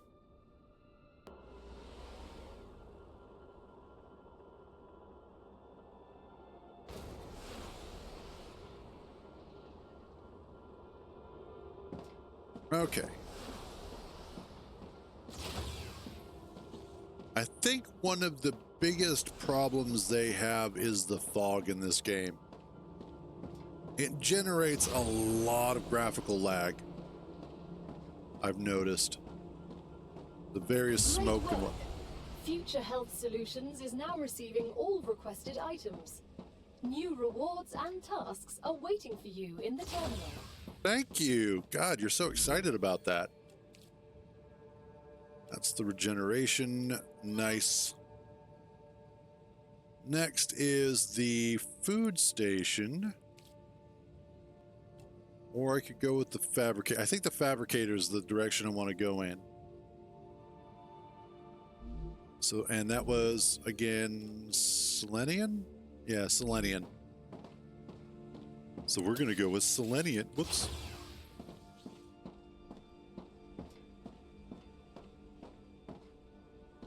What have you got? You want... There you go. I just need... this one? Yes.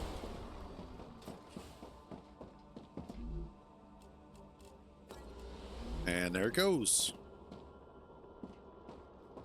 So right now I do have calcium coming in for the calcium blocks.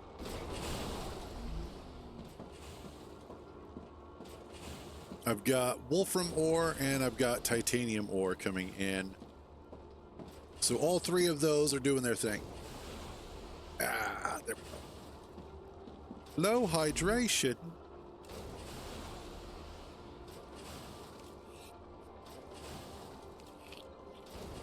And there we go. I advise caution. The fruit on Arcadia can alleviate hunger, but putting unknown things into one's mouth is rarely beneficial to the individual. Though, of course, it was beneficial to the development of civilization. Although this fruit is edible, that won't always be the case. Yeah, it will. Everything is edible once.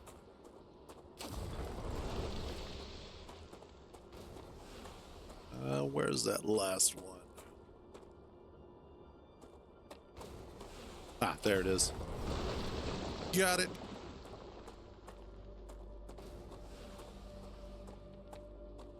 Ooh. Water boobs.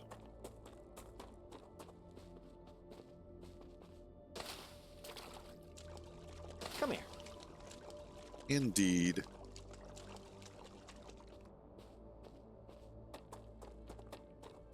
I think I recently had... Yes, water boobs. That's what I called them.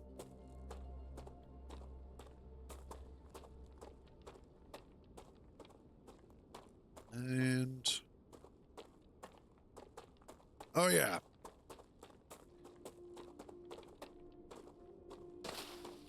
Prickly butt plugs.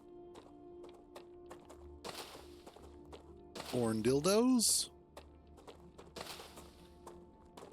Honestly, if I did a mod, that's what I would do, is just change all the names of the fruits to like sex objects and stuff. Because that would be hilarious. Let's be realistic.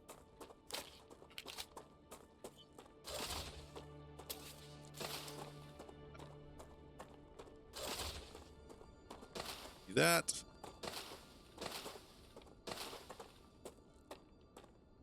I would say it was always this way. We just hadn't tilted our head just right.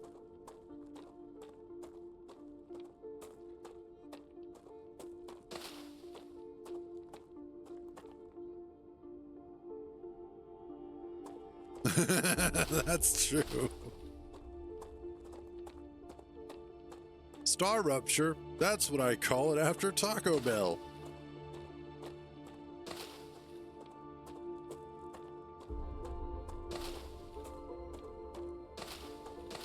Now, I think one of the bigger questions, and this is more of a meta level thing, at least currently, is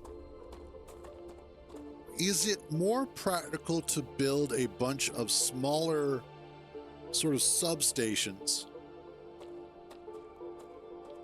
and link everything together that way? Or does it make more sense to have one big central base? Now, obviously, having not unlocked everything yet, it's not an answer that I currently have. But it will be interesting to see later on in the future. That's a snack. But later on in the future, it'll be interesting to see what that meta becomes.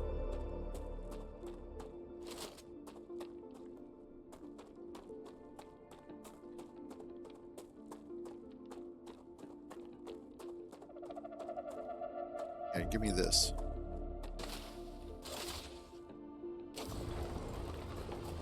Oh, that's no longer fire ore. Okay. It cooled too much. So just after a star rupture, if you come out while it's still foggy, like just after it started to cool from the fire rupture, there are these glowing ores that are the fire ore. You know what it is I think that they're streaming in the assets, which is why there's a bit of slowdown when that happens.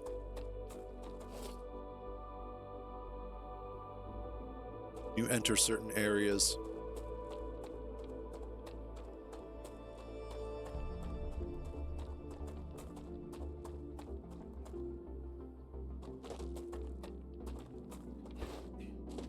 But there is this fire ore that you can collect that afterwards becomes the sort of growth point for the starfruit.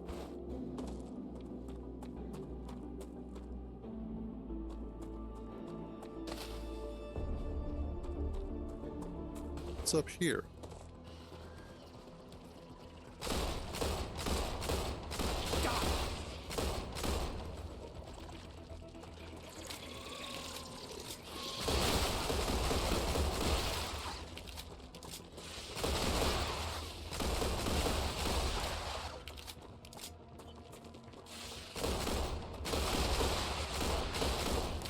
There's a whole mess of you. Ow.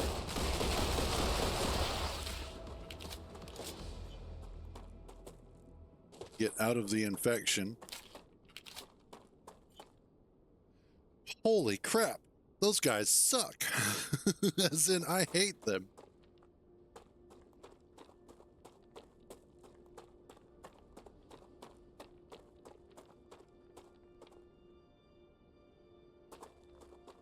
Let's not do that anymore.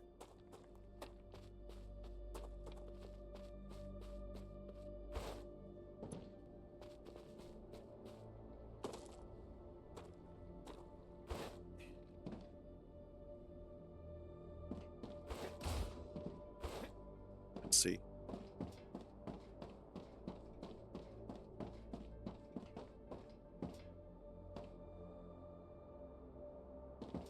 Is there anything in... Oh, what are you? Gotcha. Unknown module. Okay.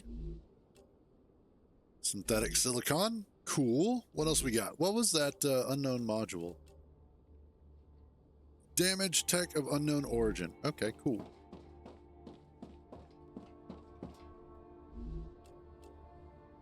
Or bonds. We'll take those. God damn. Yeah, those freaking, they really need to optimize this though. Like, I'll put up with some stuff, but man, that is rough. Shading quality, medium, view distance, near. Okay. Probably landscape medium. Post-processing. I think the other problem is that they have, like, ray tracing is tied into lighting or effects or something. And that's where the 4060 tends to struggle a lot, is under those certain conditions. Wow, really?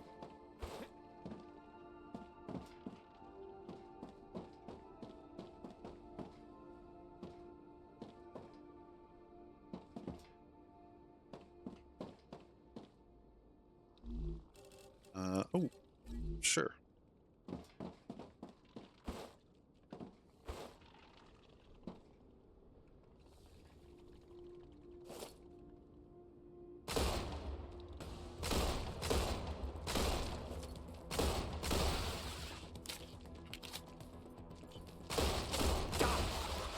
Haha.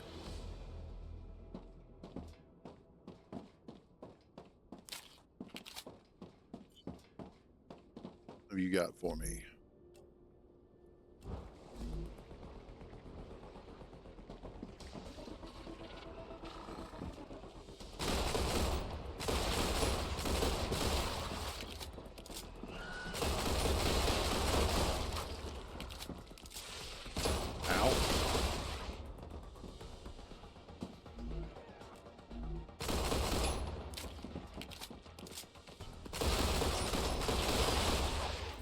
Reload faster.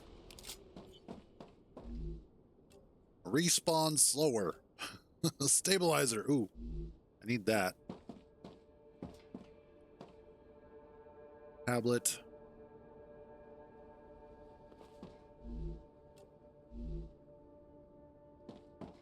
Okay.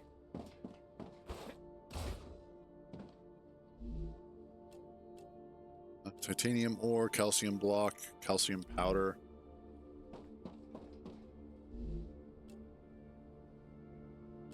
You know what I don't need?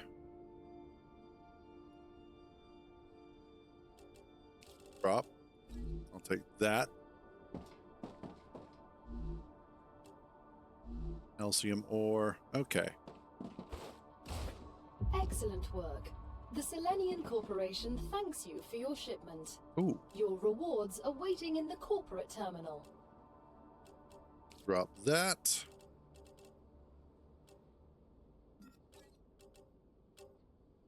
What else can I drop? I don't need that. Ah, gotcha.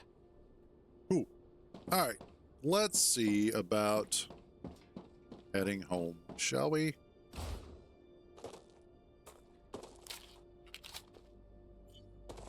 Oh my God, that is rough.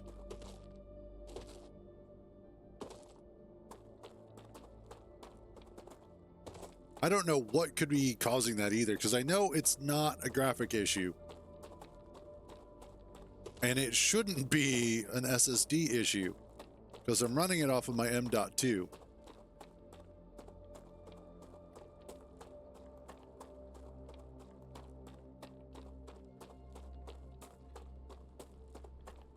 I think these guys should talk to Coffee Stain about optimizations, because Satisfactory runs like an absolute dream.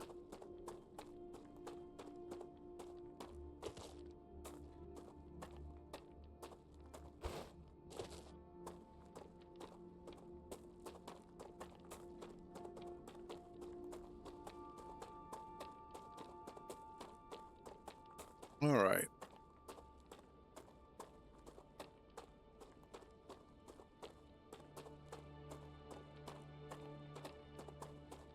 One nice thing was not being so far away that it takes forever to get back.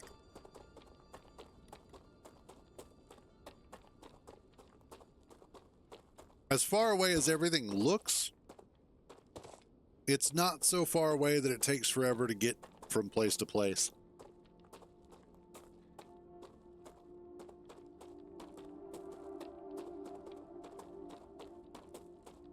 But man, this loading stutter is absolutely brutal.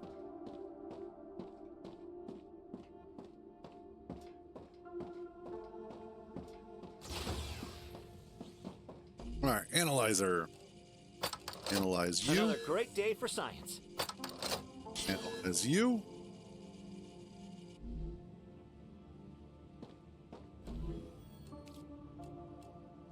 Claim the fabricator.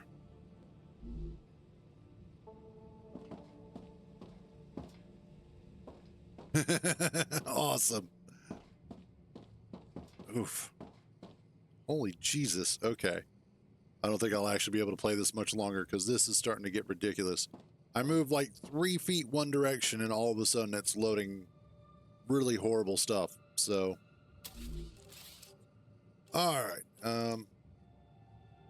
No, there we go. I need the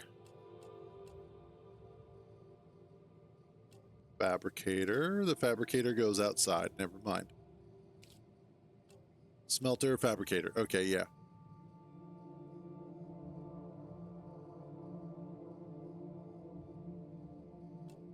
And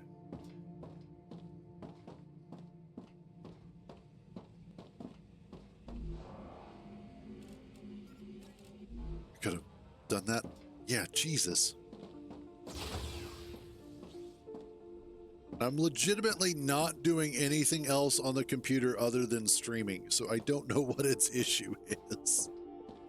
Oh, I probably just need to spend like $10,000 to get a new computer. That's what it is. All right, let's go look to see what the other upgrades are going to wind up being. Oh, that was weird. That's the food station. I could do the map, which would get me... Actually, yes. I think I'll do the map next. So that's moon energy. I know, right?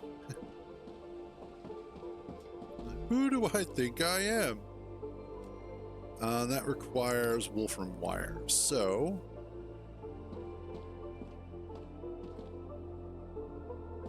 that is weird. Honestly, I don't know why this game would keep doing that. It's like what it does is that it has really aggressive culling. So that for everything that's not on screen, it immediately just deletes it from memory. And then as soon as it deletes it from memory, when you go to turn back, it has to restream everything back in.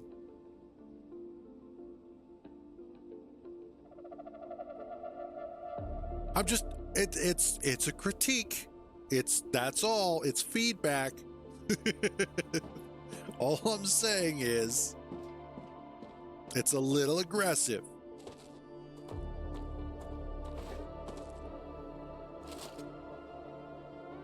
If I were playing single player only, like just for my own edification, I would be totally fine with it. It would be annoying, but you know, that's like, well, this sucks, but you know, you deal with it. But considering I'm not... Okay, and they also need to fix their collision, because that's really annoying.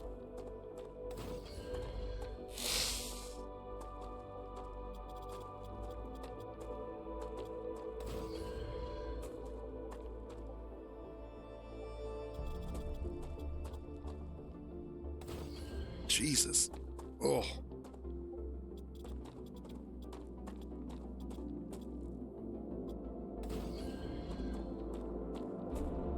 Okay, and yeah, because it's really, really easy to get hung up on rocks for like no reason whatsoever.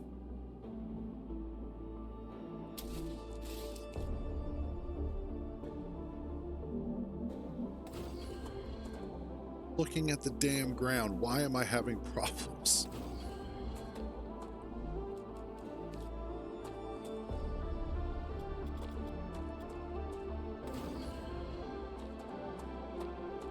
Okay, and let's get...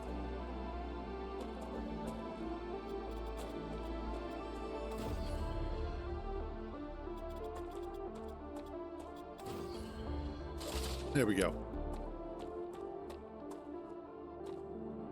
God, it's like trying to wade through jello.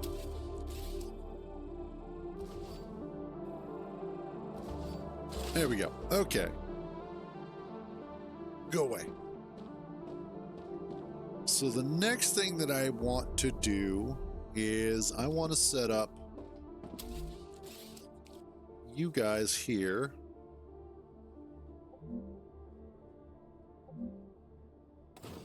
There. There and there.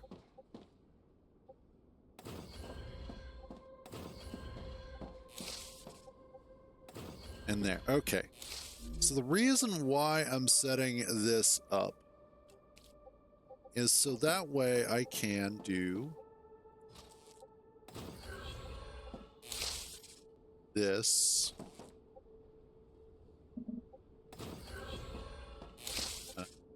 No.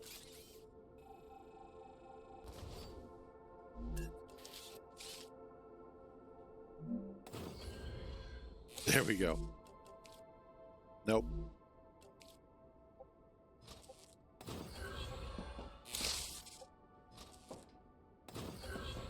And I want... There we go. So I'm going to have...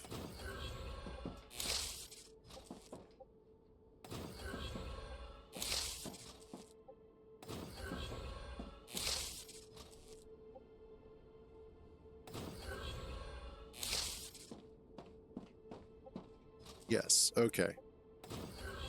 So basically creating like a two-way street here where parts can go out, but they can also loop down and back. So that way it creates kind of a roundabout here. Oh, that's not a bad idea. Basically creating a part roundabout. Oh, City Skylines, you are such a beautiful thing. So the idea being that parts come out onto an avenue. They can go up and down. But if they need to go somewhere else, they need a roundabout to get there. Oh. That's a good way to look at it.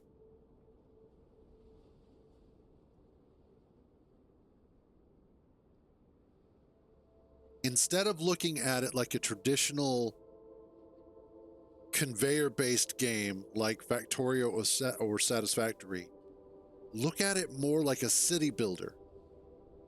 Look at these more like roads and setting up the roads a specific way.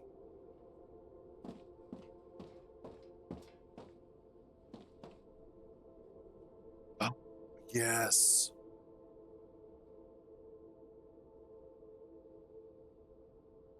Because then it makes it much easier to envision how to get items from one location to another. And then you can start looking at these buildings more like sections of the city. Oh, yes. Exactly. And because there can be traffic jams due to the various locations where items have to get to. Yes, okay. I need to take an AFK though. Let's stand here just in case there's a rupture. Let's also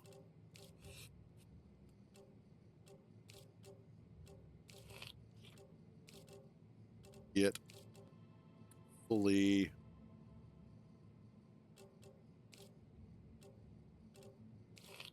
okay, there we go. And I shall be back. Actually, let's save. Yes. Okay.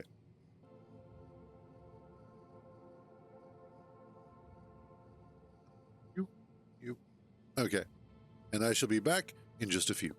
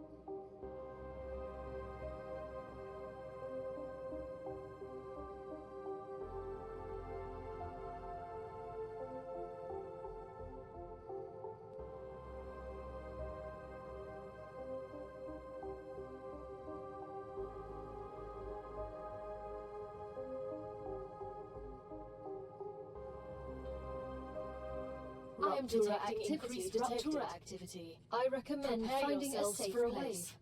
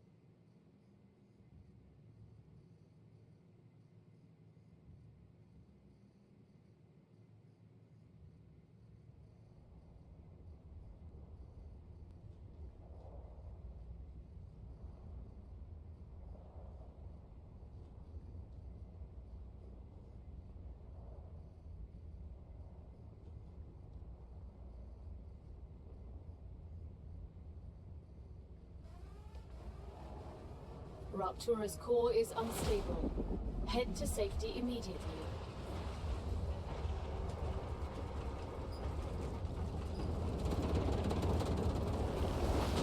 Warning. The planet is being incinerated.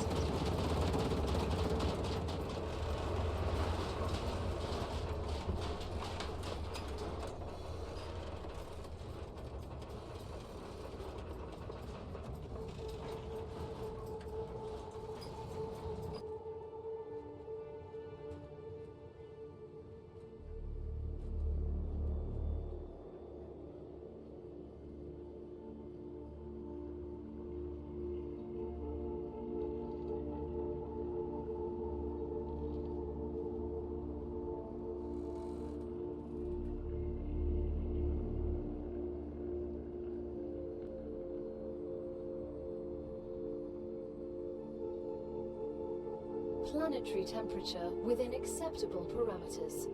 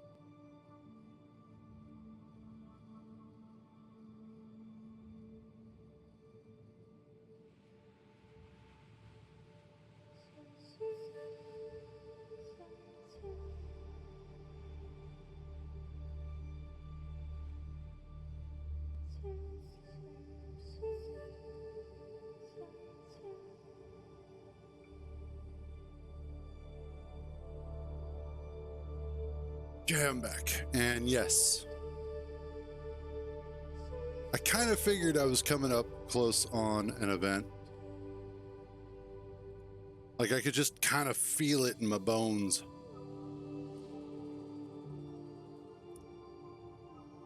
Has it cooled off yet? find out.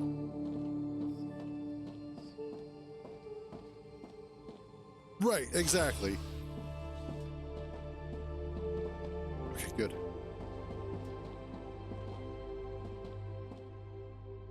See if we can find some star ore out here.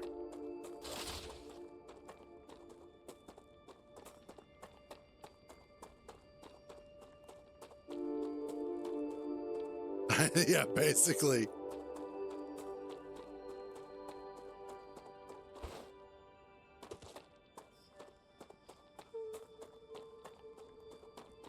Yeah, there we go. Fire ore, I should say.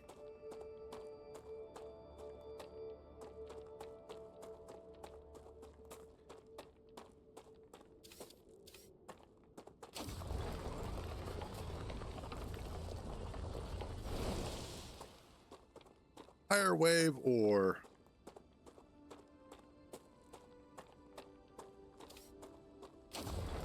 It's really pretty.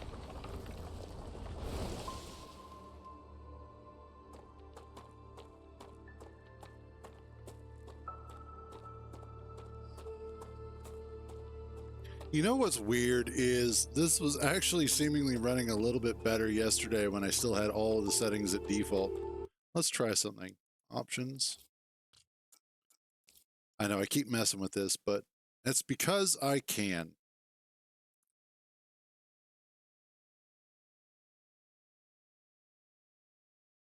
Let's try auto setting it.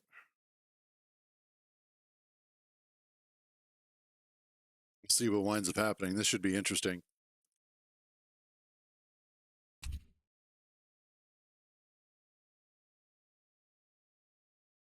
Oh yeah, no, it was totally safe.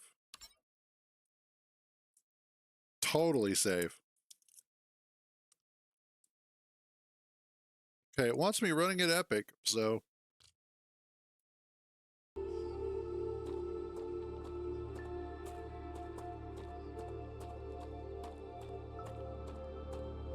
That doesn't look right at all, though. That totally doesn't look right. Summers are getting ridiculous. Yeah, there you go. Okay, let's do this. Save.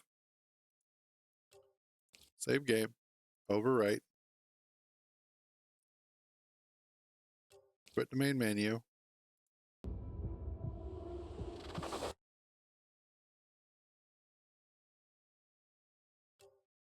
Load game.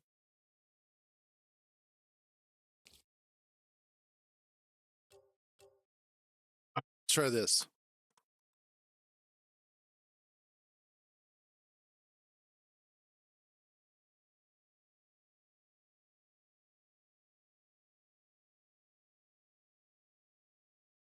So I've been reading Children of Dune. I am detecting increased Raptura activity. Prepare yourselves for a wave. What?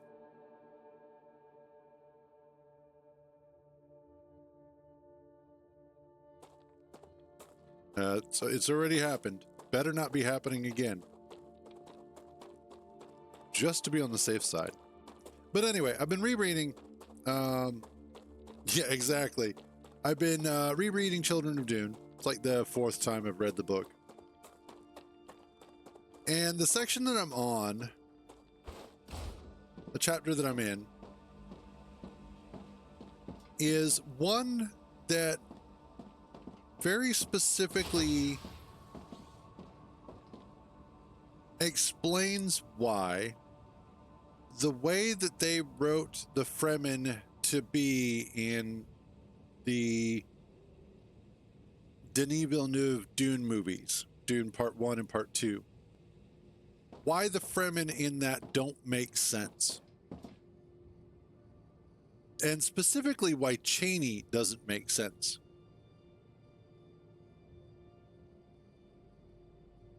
And the reason why she as a character doesn't fit with the rest of the story and with Dune as a whole is really about the way that the Fremen as a civilization exist. Yes, actually.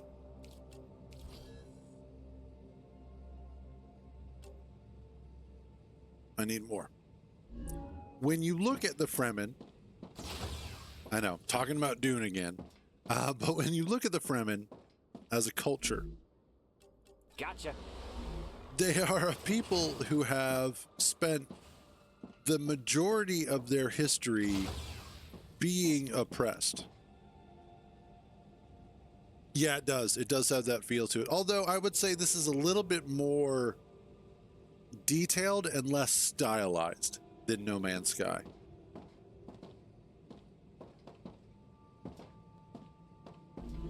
But with the case of, there we go. Let go. Thank you. With the case of Cheney in the Dune movies, she acts in such a way as to make it seem like she has a large amount of, what's the correct term, the correct way to describe this? She basically acts in such a way as to have a huge amount of freedom that is not actually afforded to her by her circumstances. Yes, for the sake of argument, I said Amunt.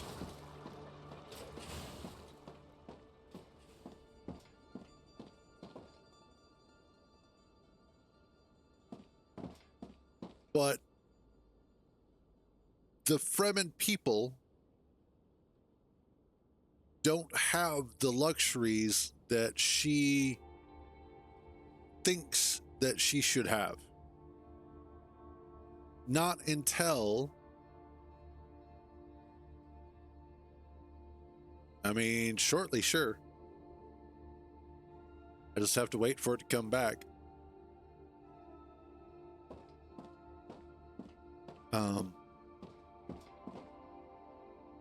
You're just trying to get me to stop talking. Okay, I get it. I will stop talking about Dune and I will move on. Jesus. Let's see. What did I need? That's right, I was making that.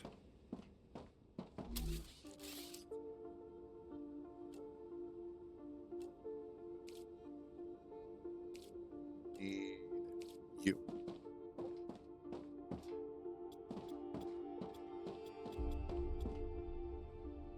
Oh, I hate that.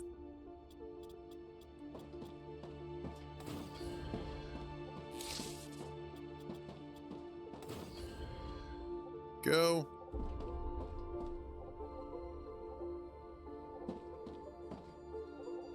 What I want is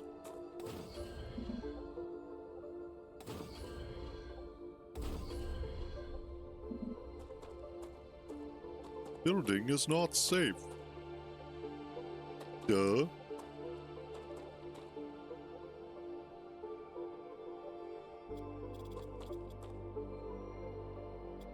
Okay, sometimes the building in this is a little annoying.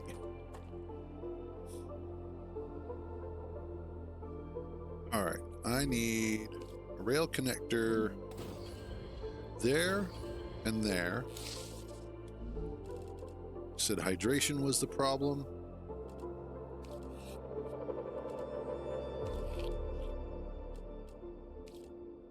I advise caution. The fruit on Arcadia There, can blades of alleviate grass. hunger, but putting unknown things Right in into front of me. one's mouth is rarely beneficial to the individual. So, Though, of course, it there was you go. beneficial to the development of civilization. Although this fruit is edible, that won't always be the case. let's grab this.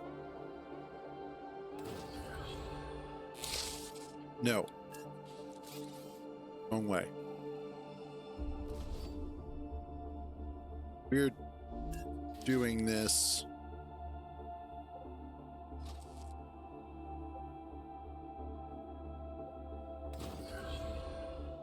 biologist placeholder dialogue. That way. And then you come across like so. There we go.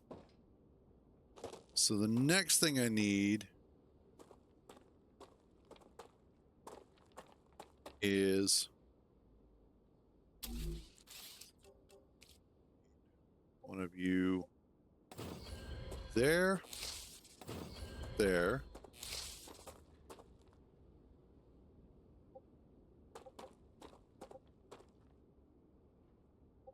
Trying to get these to line up is painful sometimes.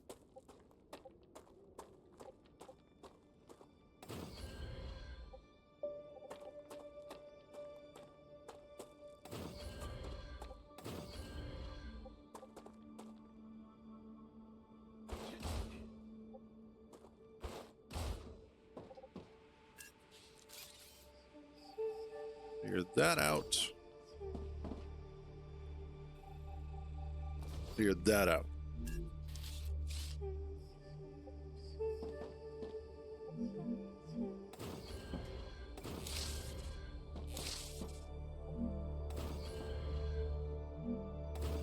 And there and there. Okay. So now what I should be able to do is you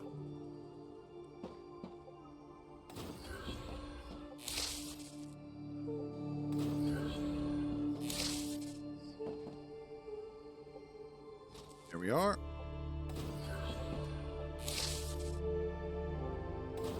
I think the look at targets for where you connect pieces to could be a little bit better.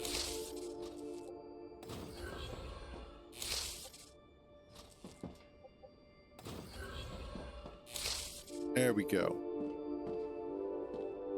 So the way that this should now work is that items can come down to this roundabout and be able to redirect to any location, any direction that they need to go to.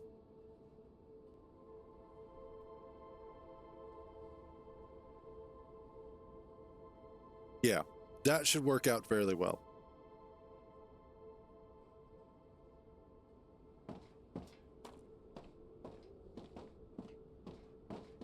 And then I have this main avenue here where I can then pull items off.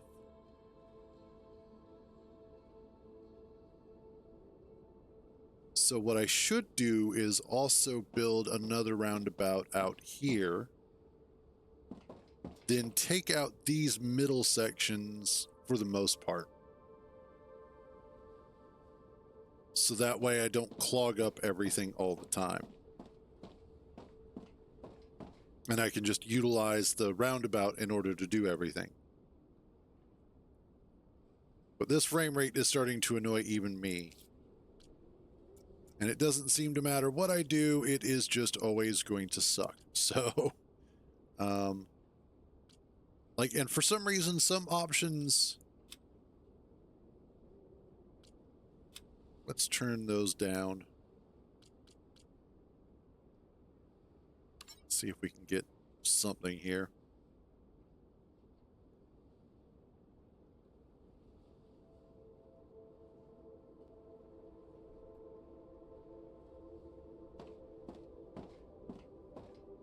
I don't know why DLSS isn't doing more, if at all.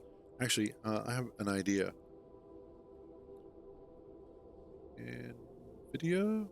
No, that's NVIDIA broadcast. I don't need that on.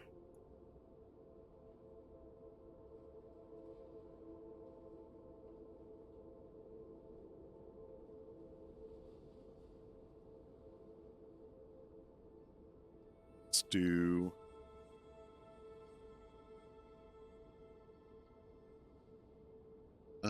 It doesn't have StarRupture as part of the issue, as part of my options. Okay. I have a... Nope, driver's up to date. Okay, cool.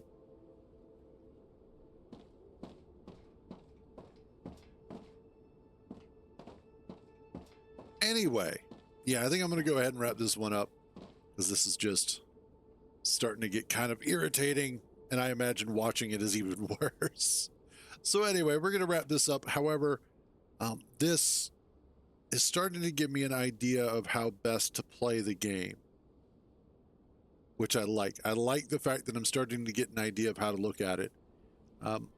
StarRupture is starting to feel more like a city builder and not like a factory game, despite the fact that it is a factory game.